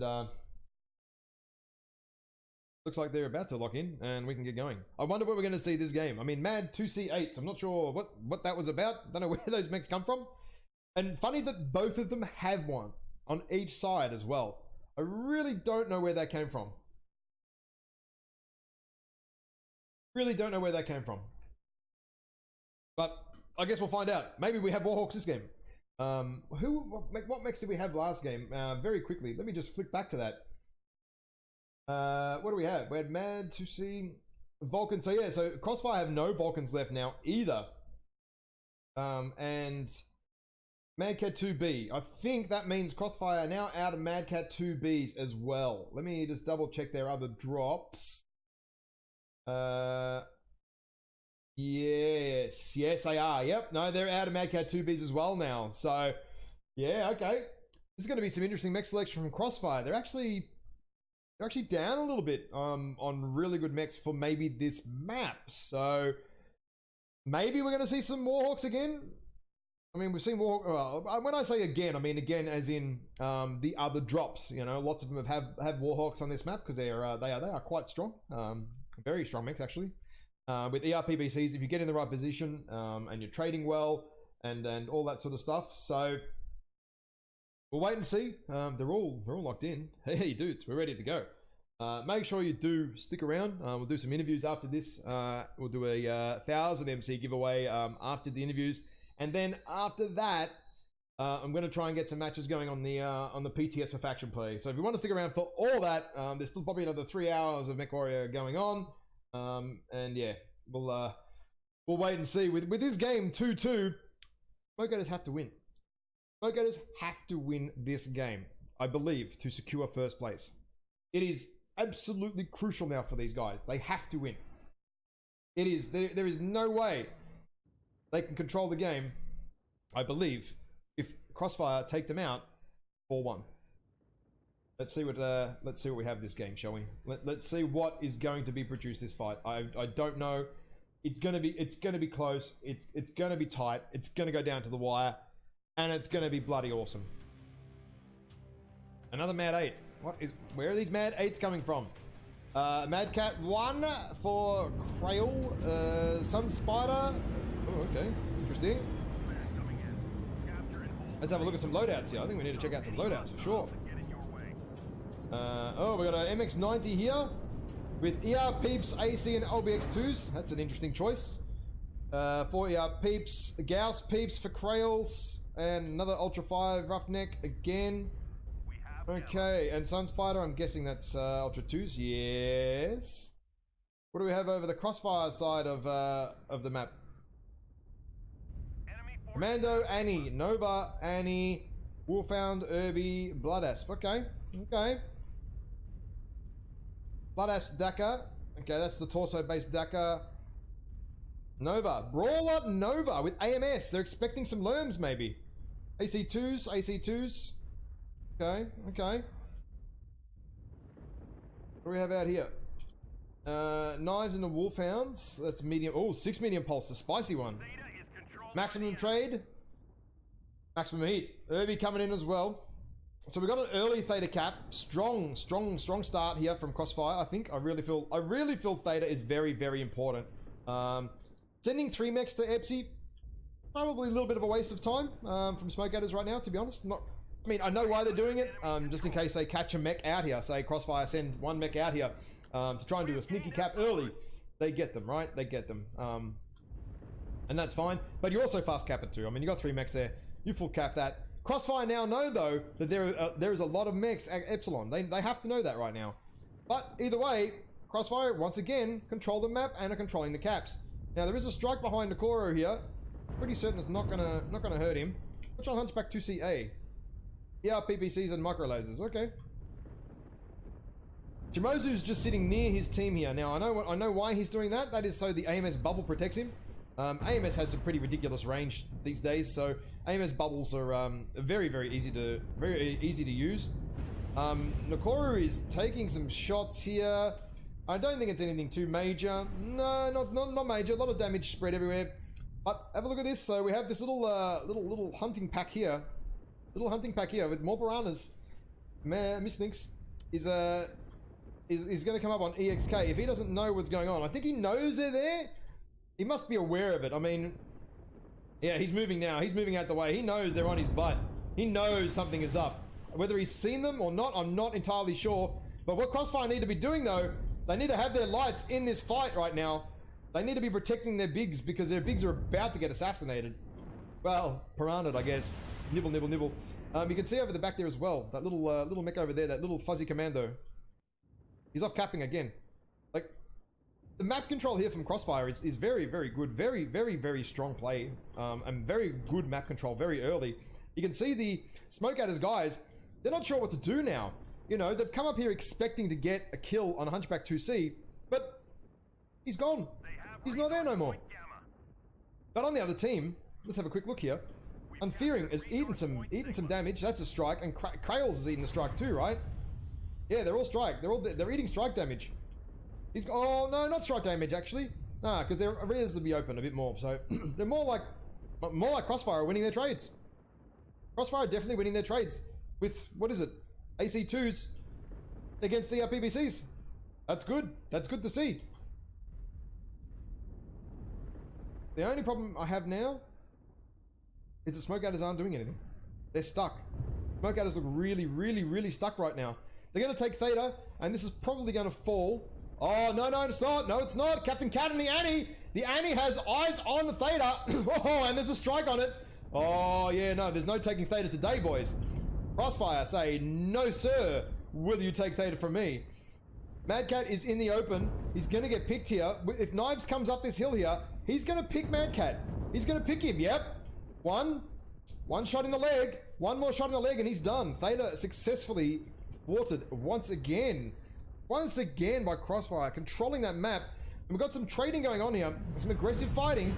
Captain Cat here. No, he looks damaged, but he's not too bad. Fuzzy in the commando here is about to come up the back here. Shoot MYJ in the ass. He's turned him around and dropped the strike on him.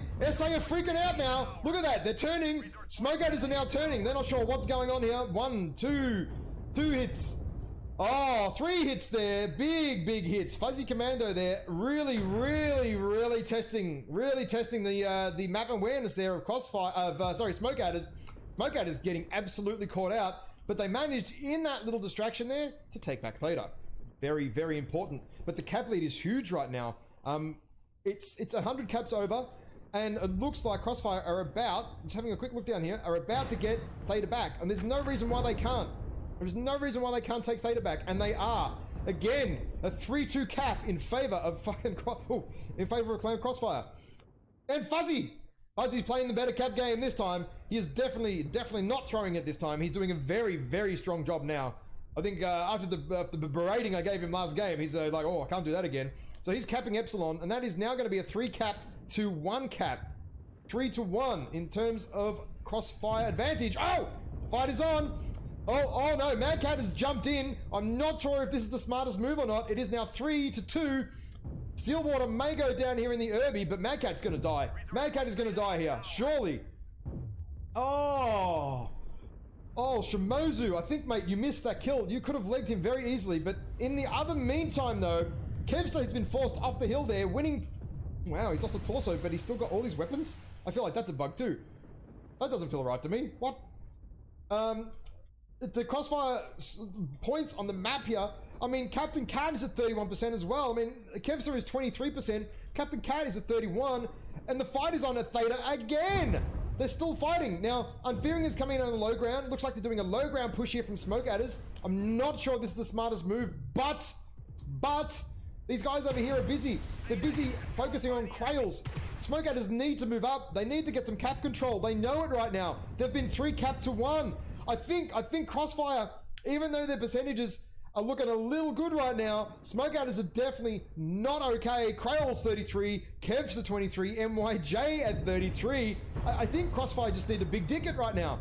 Oh, Judas and McGraw, Stillwater, and Fuzzy goes down. Where was Fuzzy?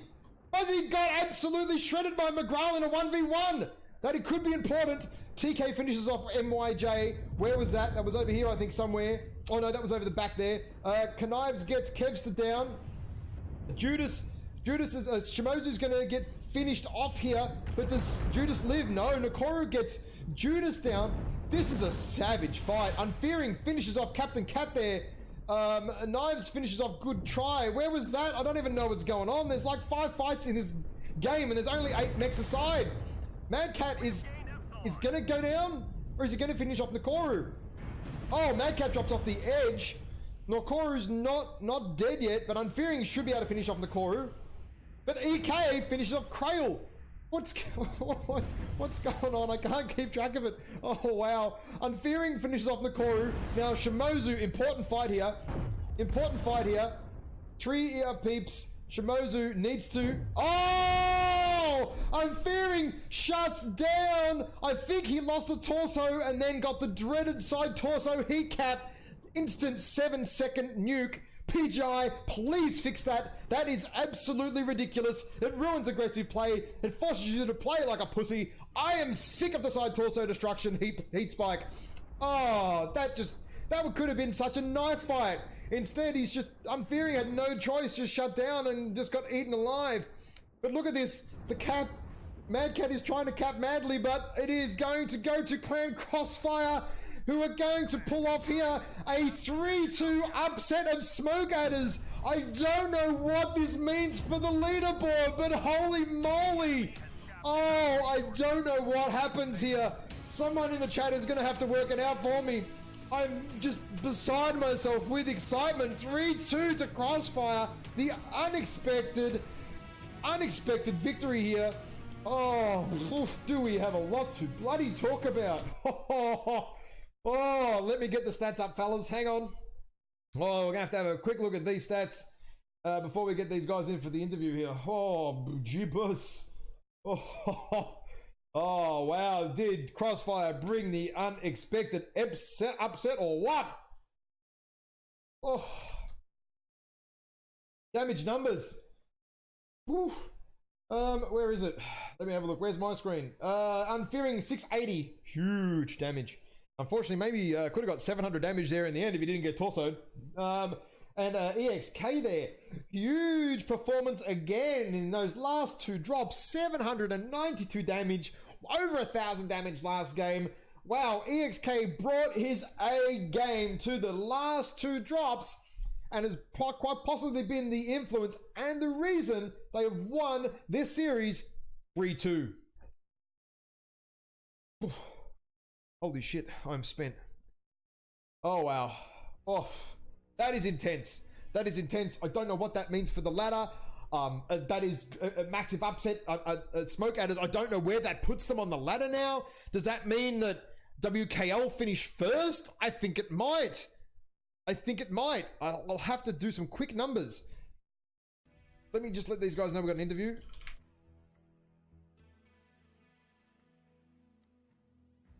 Oh, oh, jeepers.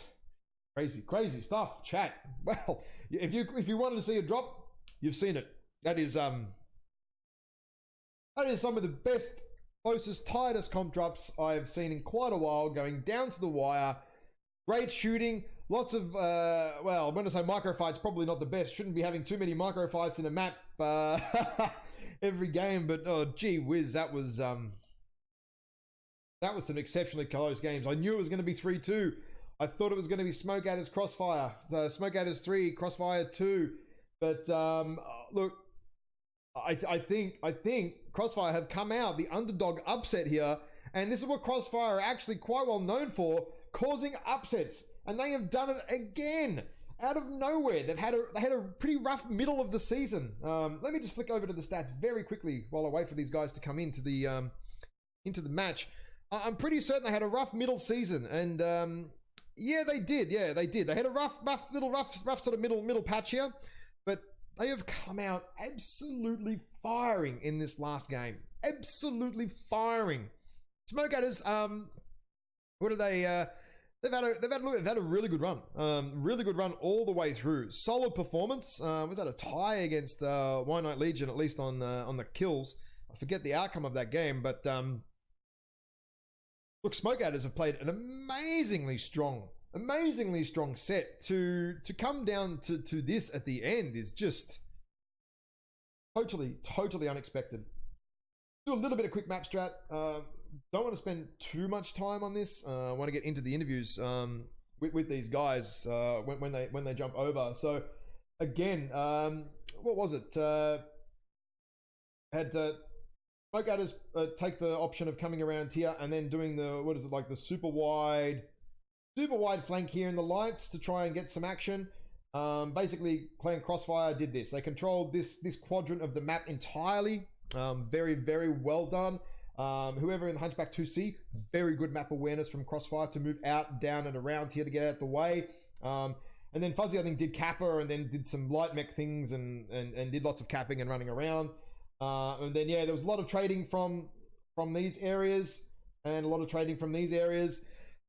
It looked like at one point Crossfire percentages weren't going to be as high as the SA, but then Fuzzy is very, very, very sneaky after doing the Gamma cap here, came up the back. Oh, sorry, shit, wrong color. Fuzzy here after capping Gamma, and I think this is a very strong play here from Fuzzy actually. Coming up here, dropping a strike right in the middle of all the 4 assaults, I think, from 4 assaults? Or 3 assaults and a heavy or something from Smoke Adders that were all up in here, and turning at least 2 of them around, and then Fuzzy just runs away, because you can't shoot him, right?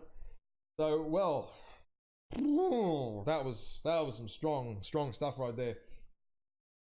And then, yeah, again, this focal point of Theta, I just want to touch on how important Theta seems to be on this map. There was so much fighting over Theta for so long. Each team trying to take it, trying to pull it back, the backward, the forward, you know, like, it was just super intense. Super intense. That's what we want. You know, we want to see that backward, forward, trading, cap control, running around the map. What do we do? How do we fix it? Crossfire came in with a plan there. I'm going to be interested to discuss that with them very, very shortly. And I think they executed that plan very, very, very well. Well, these guys are just starting to appear now for the interviews. So we'll let them do some talking because my voice needs a rest after 1 hour and 45 of some of the best opportunity to cast of MechWarrior competitive online with the tightest games. Maybe some sloppy gameplay, but tight games. That's what I like to see. Even in a sloppy game, it's still a tight result. Let's go over to them. Captain Cat, hello, sir. Hello there. How are you, mate? Yeah, good. You calmed down a bit?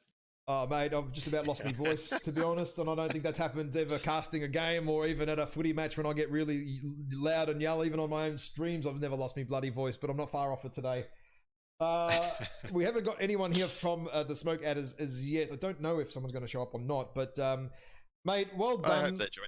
Well played. That was a great set of drops. I knew it was going to be 3-2. I didn't expect it to be 3-2 to Crossfire. As the underdog, what did you think coming into this, mate? Tell me. You talk for a little bit because I need some water.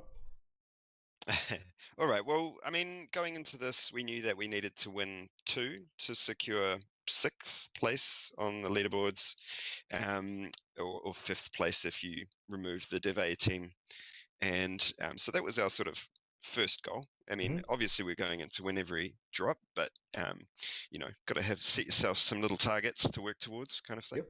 But yeah, so getting an extra drop on top of that, which I know is causes a bit of an upset at the top of the table, I wasn't there to ruin anyone's fun, but we were there to win. So I'll say that. Fair enough. When you did, Mad, welcome, sir. Oh, I need to turn you up a bit. Give me 1 second. I need to just bump you up there a little bit. You want to try again? Hear me now? Oh, no. Hang on. I'll bump you a bit more. Try again. About now. I think it'll be good enough. All right, mate. Coming in as the top team. Run me through what was going through your minds. The sort of start of this drops. How did you think? What do you think was going to happen? What did you think Crossfire were going to do as well? You know. Crazy Australian stuff, because that's all you guys ever do, right?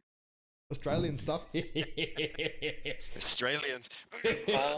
balls to the wall, just get in the face of SRMs, which they definitely did for a couple of jumps. So we got 3 Kiwis on the team, 3 New Zealanders, but including myself. But it is mostly Australian.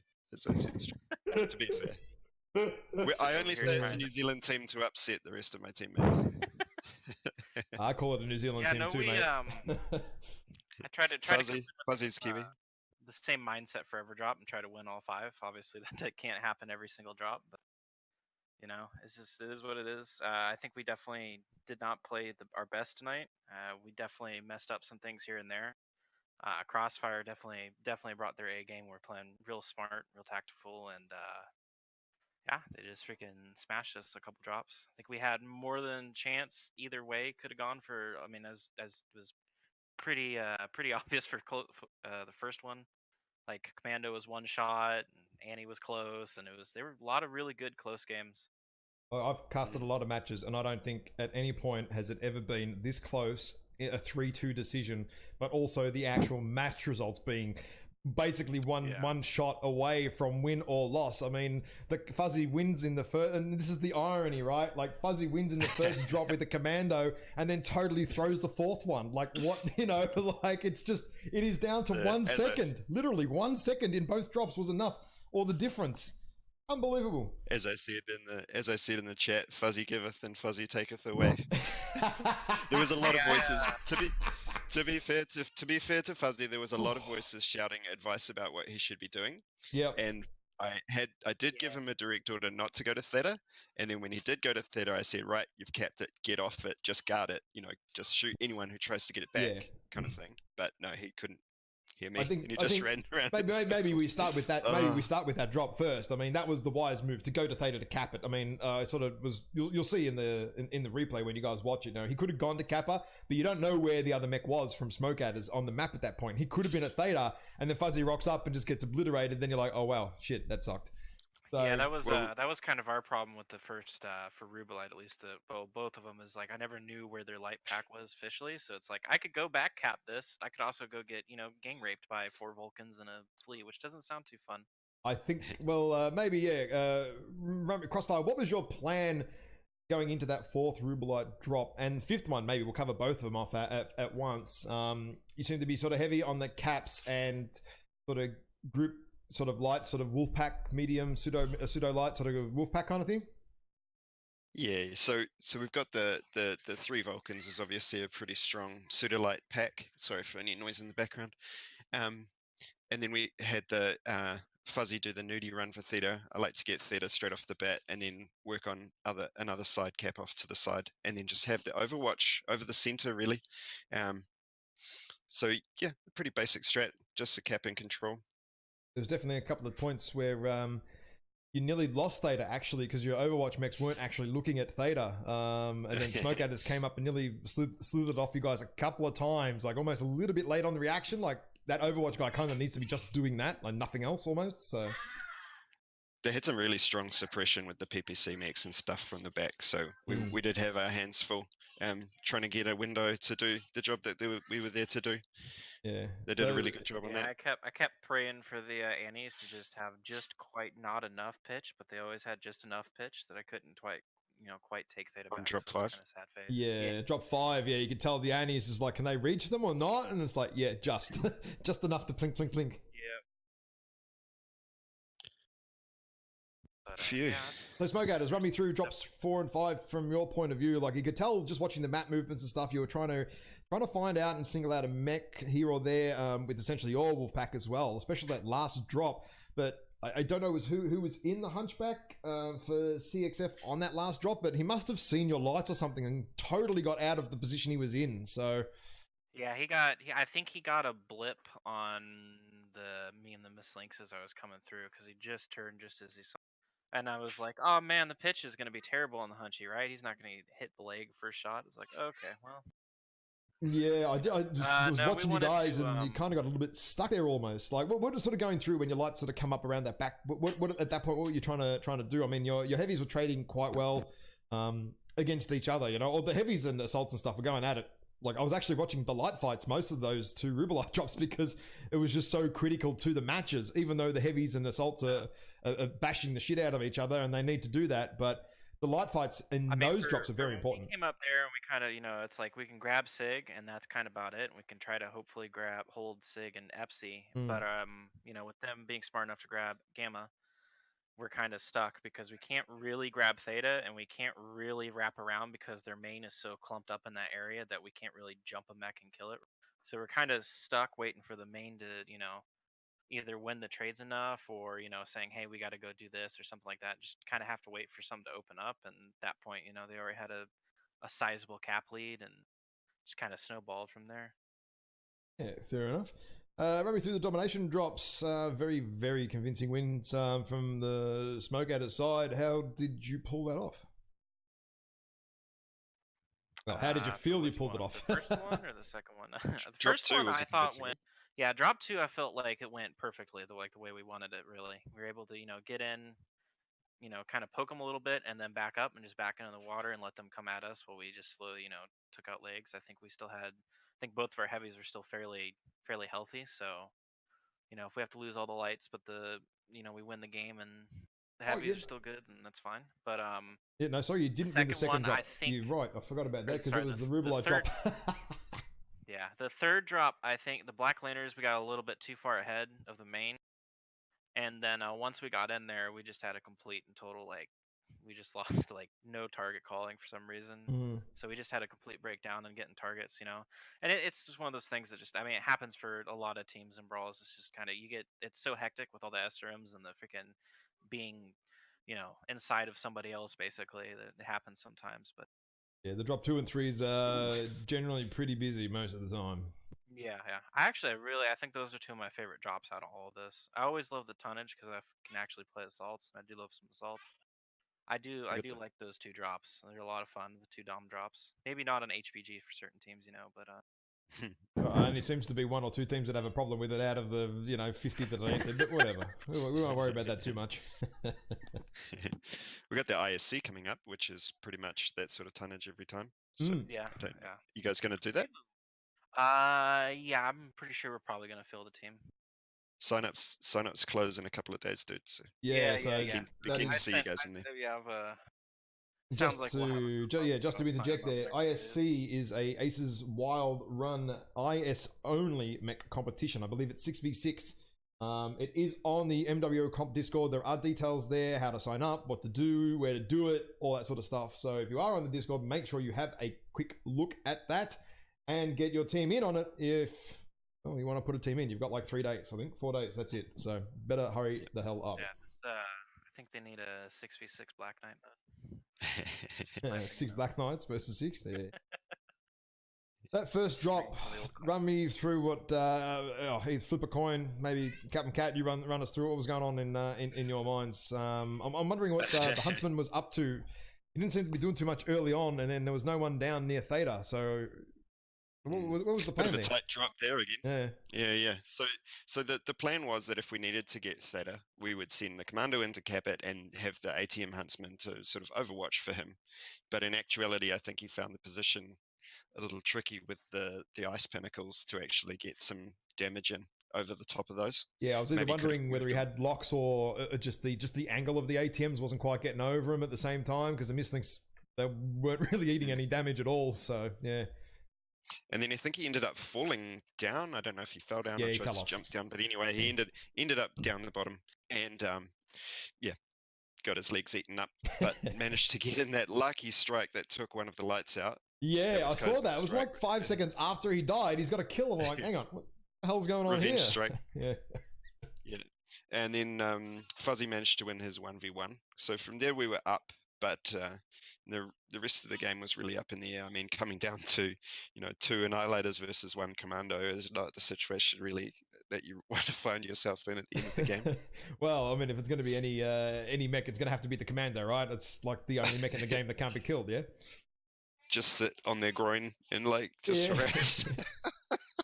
It was one shot as well, because I was looking at it. Fuzzy was not shielding the right leg at the right time. Just as Annie came around, I was like, oh no, Fuzzy's going to get his leg picked.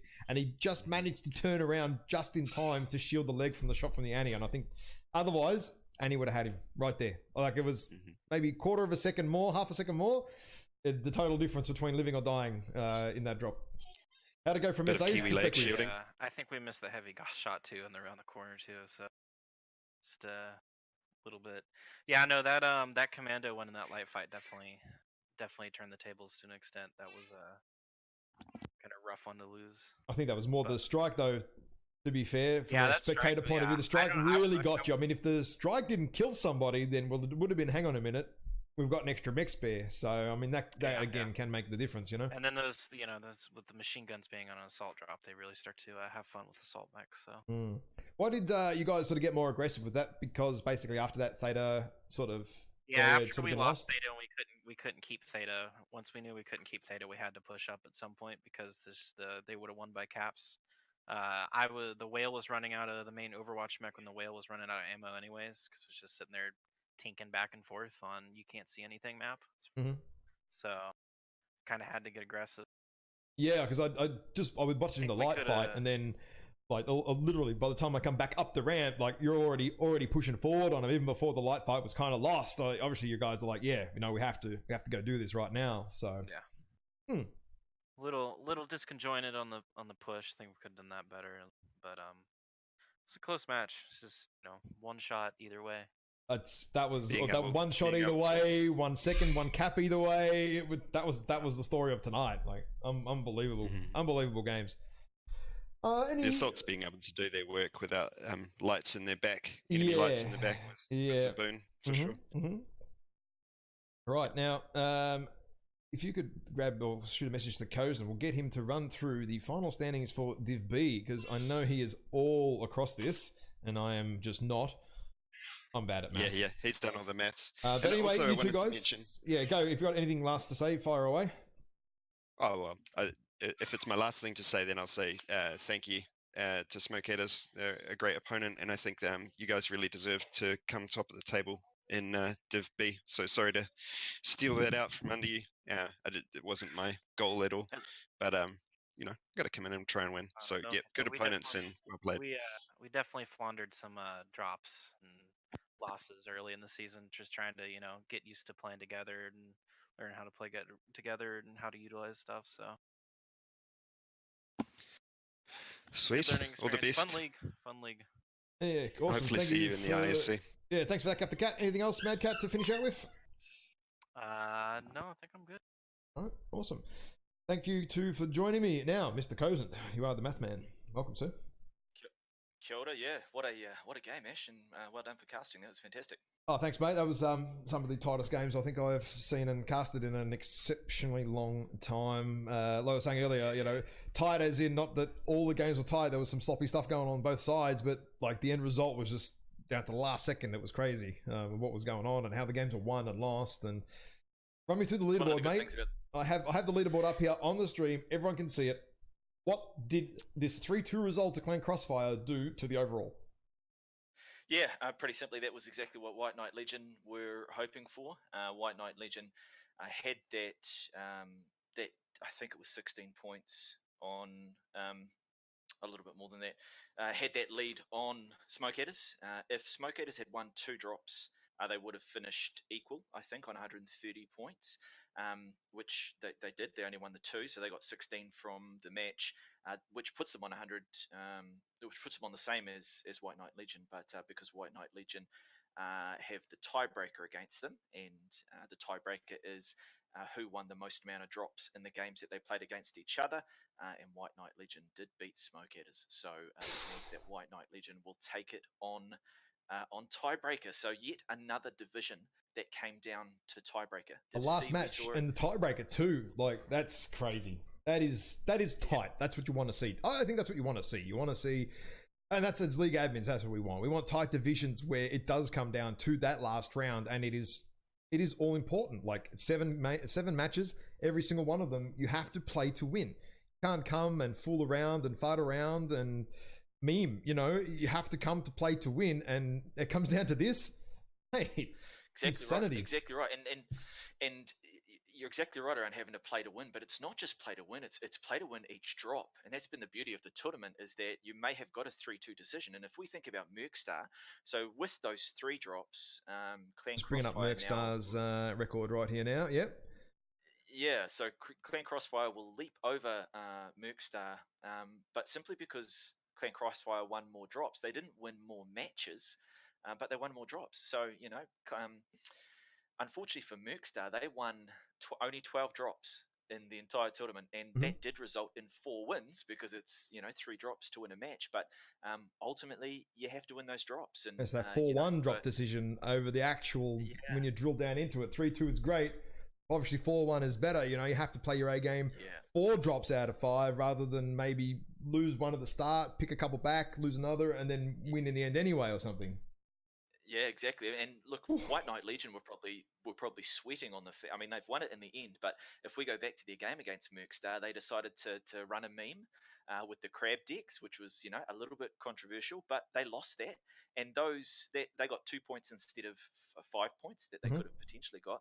And they wouldn't have been sweating so much on the result today. So every single drop is counted, and it was a fantastic end to what's been just an amazing tournament. I think this is very important too for some of these teams. Maybe a little bit of a learning lesson. You can't come in and treat a drop here or there as a little bit of a joke, because at the end of the season it will actually come and bite you in the ass. And WKL memed and threw a couple of drops throughout the season, and by rights they were like they should have taken first place very handedly if they didn't do that.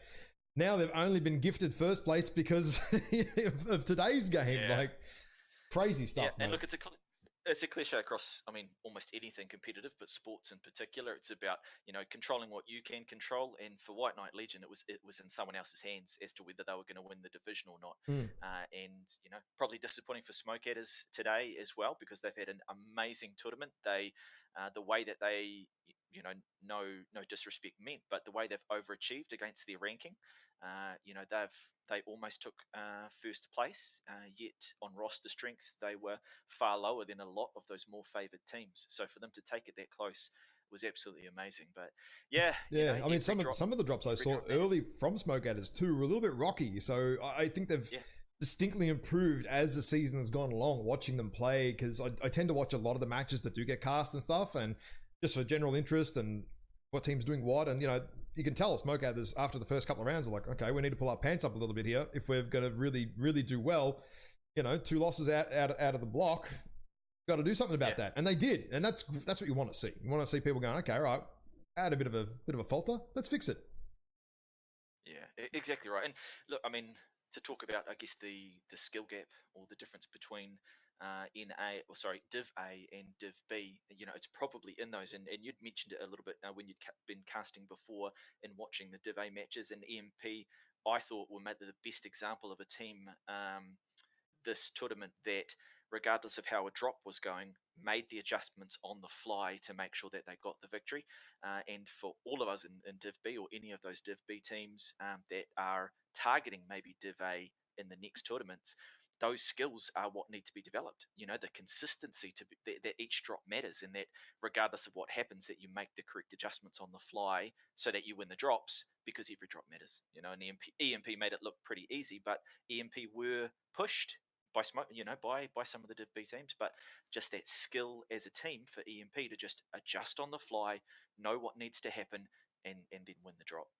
It showed the gap between the two divisions. Good example. The last drop here was actually, you could tell Smoke Adders and see and Crossfire, like Crossfire getting that little blip with that hunchback, getting him out of there.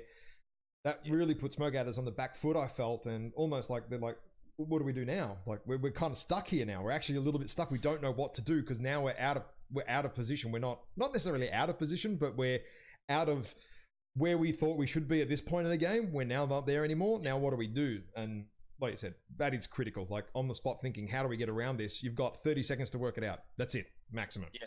Exactly, and I think that's what separates the Div A from Div B the most. Obviously, the pilot skill is there, but there's some tremendously skilled pilots in Div B. White Knight Legion, of course, Smoke Adders. There's a lot of pilots that are up and over that 95% on the Jarl's ranking. But even if you can match it trade for trade with the Div A team, even if you can match it trade for trade with EMP, those things like you just talked about, that decision making on the fly to say, here's the situation as it is, in the next 30 seconds, what do we need to do to help get ourselves a chance of victory? Exactly. Knowing when to go for caps and bailing out and all this sort of stuff. You got to keep a mental record of, say, 350 caps. You have to make something happen at that point. All the game's going to be too slow and you're going to be able to do anything about it. And you've got unassailable league that you can't catch up with caps and mechs, and it's always interesting comp and how they're picking the minds and people apart and stuff like that. Another team who's going to be entering ISC this week, I was just doing some drops with them earlier on in the week just to sort of help them out. They haven't played comp before, and just the stuff that goes through at our level, at the Div A level. It's like, well, what have you thought about playing the game this way? And they're like, what? Like, no, I haven't kind of thought that. Like, yeah, if you control a map here and control about it there, you don't need to worry about that. That point on the map is literally irrelevant now, and you dictate the fight, and that's what it's about a lot of the time. And I think Crossfire did that very well, today's games at least anyway, dictating the fight. Yeah, I mean, and we're probably an example of a team where we understand it in theory, and we're lucky, for example, with Captain Cat, who understands the game really well. He understands all of those theories, and we understand the on-paper stuff, and we're well led and well strategized. But then there's the execution of it as well. So where we probably feel we let ourselves down a little bit in this tournament was just executing what we were told to execute, and being able to read on the fly, because that's one of the things and we will learn with more experience in comp. And if you take a team like Smoke Adders with and even Mercstar with how fantastic they have been all season, that's the next thing for them to learn if they did want to go up. That they need to learn those skills as well. They understand the theories now, but if that strat doesn't go the way that you expect it to, or if something gets thrown in the to disrupt it, what do you do, and how can you do that in real time on the fly? So well, and it is some teams too, they haven't played together necessarily a lot before. Like there's some Div B teams that are new. You could be the best Pugstar team out there. Doesn't mean you're going to work in a competitive setting. I think Potato Killers is a perfect example of that. Look at all the pilots on that roster. It's such a strong roster, but they're all strong individually. As a team, they didn't play very well together, and I think I covered a lot of that on last week's cast, what they need to work on, and it's very obvious what they need to work on. And then you could be a strong team, but do you work on it?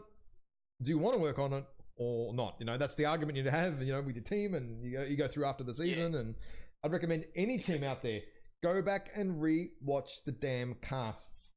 Even if you don't like the caster, mute it. Just watch what they're doing on the map. That is crucial. What are they doing? How are they doing it? And try and put yourself in their shoes. How long did it take them to react, move, and when and why? That's what you want to be sort of looking at. The Div A and Div B matches for those guys in lower divs that are maybe looking for a new way to, I guess, skin the cat. A different way to play the game, perhaps. Yeah. And comp is almost is a different game mode. You know what I mean? You can play Group Q, you can play Faction. Comp is something different again. And it's one of the things that we've harped on about it with the podcast as well, that we believe that PGI should embrace that, and they should support and emphasize. I think they miss a beat by not putting as much into comp as they could, because it is a different game mode, and you get good at this game mode and you'll automatically be good at all the other game modes, because this is the highest level of everything. To be fair, I mean, we've got front page access this year, and all credit to Tina, Matt, and some of the others that are on the MWO Comp Discord, that we do have that access to PGI. So I'll give them. I won't sort of shack them too hard there, because they've actually gone over and above this year this season particularly, than any other previous one before. So hopefully that keeps going and keeps fostering the comp, because I mean, we've got 50. How many teams? We've got 50 teams, 48 or something. There was 32 in this one. 32 in this one? It must have been last season, sorry. But still, see, 32 teams times 12 to 18 players. That's still a lot of teams still floating around. Still a lot of players still floating around for a dead game, quote unquote. Yeah, absolutely. And look, I mean, I certainly appreciate what PGI have done for this. I just, my comment is more, I think that they're missing a trick. If they put a little bit more into it, I think for how much they'd need to put in for what they would get out of it, I think that there's a bit of return on investment there that, they wouldn't need to do much more to get a whole lot out of it, because this tournament has been fantastic. I've only been involved with the game for a short time, but I mean, this was better than Worlds. This was fantastic, and if comp can be like this all the time, that's the way that you draw people in, either that are playing the game or aren't playing the game at all, because we've seen amazing games in every division. And today what you saw was not Div A strats, it wasn't Div A pilots per se, but it was so entertaining and so fun to be a part of. It's and teams, it was good. Teams slogging it out, teams making mistakes, and that happens, like that's what makes it entertaining. They're not, it's not world's level Div A, like you said, you know, the best of the best. Teams are going to make mistakes, and it happens, and you know that's what makes for good viewing. I think it really does. Yeah, and that's what makes for a strong comp scene. It can't just be that that it's the Div A players that give you the good games all the time. If that's all you got, then you're going to be struggling as a comp scene. Oh, you got nothing. The fact that you got nothing without the lower divs. You got nothing.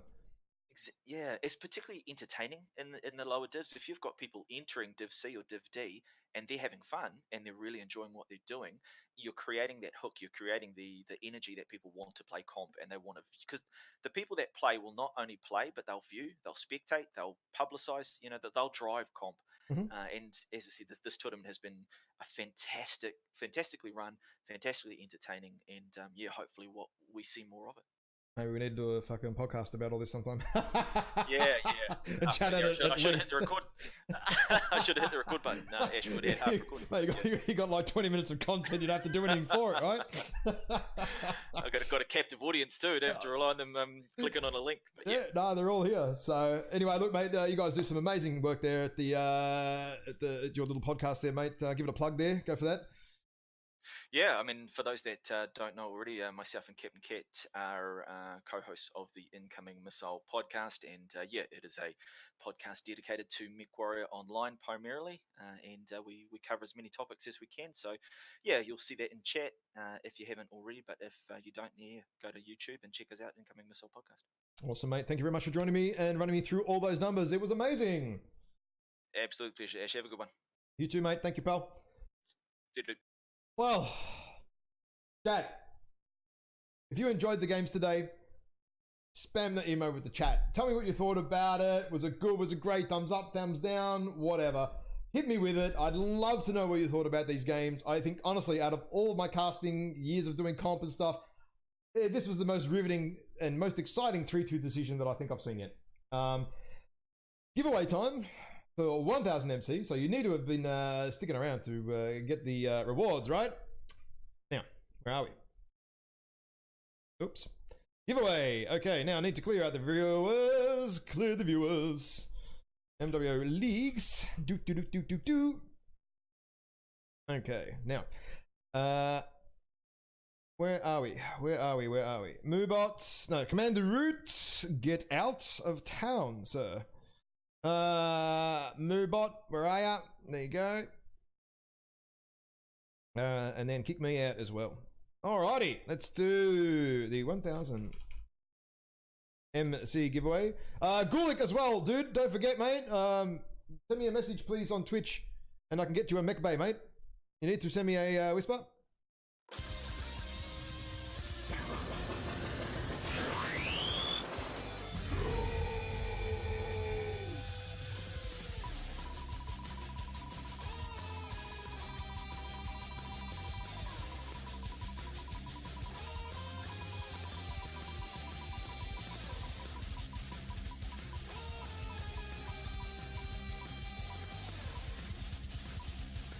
LOL barbecue. Come on, sir. Come on down, mate. Alrighty. There you go. Well done, mate. Send me a message in the chat, please, sir. And well, that basically rounds out this cast for today. It has gone a hell of a lot longer than I would have expected, but you know what, 45 minutes now, longer than I thought. But you know what? For a game like that, a close decision, a season result changing final match for Division B. Well done. Well done, Smokegators. Well done, Crossfire. Coming out, doing it. Oh, just absolutely bloody awesome. Really like to see these type of close games. And as Kozen just touched on, and I touched on before, that's what comp's about. You don't have to be Division A. You don't have to be Division B. You can be full filthy casual Division Z for all that matters. If you like shooting mechs, and you want to play it with a little bit more organization and focus rather than just the quick play potato rotato or the Aussie toilet, whatever you want to call it around the map, competitive play might be for you. And you can be casual. So, and again, thank you to PGI for all the prizes this season. I believe it was posted somewhere earlier on in the week for all that sort of stuff. So, thank you very much for them supporting us on the front page and all that sort of stuff. Thank you to all your viewers, all the viewers here. Thank you very much. We've averaged like 100, 150 viewers every single week, every single game. It's been absolutely bloody amazing. Make sure you click the follow button there on the Twitch channel, please. Helps us out. Make sure we get encoding for you viewers at home that might be on crappy internet, like half of Australia and some of New Zealand and some other places in the world. But yeah, thank you dudes all for joining me. I'm going to stop the stream here in a sec, and then I'm going to flick over to my own Twitch channel, send you guys over there. If you want to join in and try and get some faction play PTS games going, just to do some testing of the new system, load up the PTS, log in, and we'll work all that stuff out over the next 5 to 10 minutes. Guys, thank you very much. Mech warriors, mech children, mech mums, mech dads. Thank you all for tuning in for this lovely, awesome, kick-ass season of Martial Olympiad Reborn. I am Just Call Me Ash. Thank you to all the other guys, all the other teams, and all my fellow admins, support staff, and everyone else. You've all been dead set, bloody amazing. Until next time, guys, thank you very much.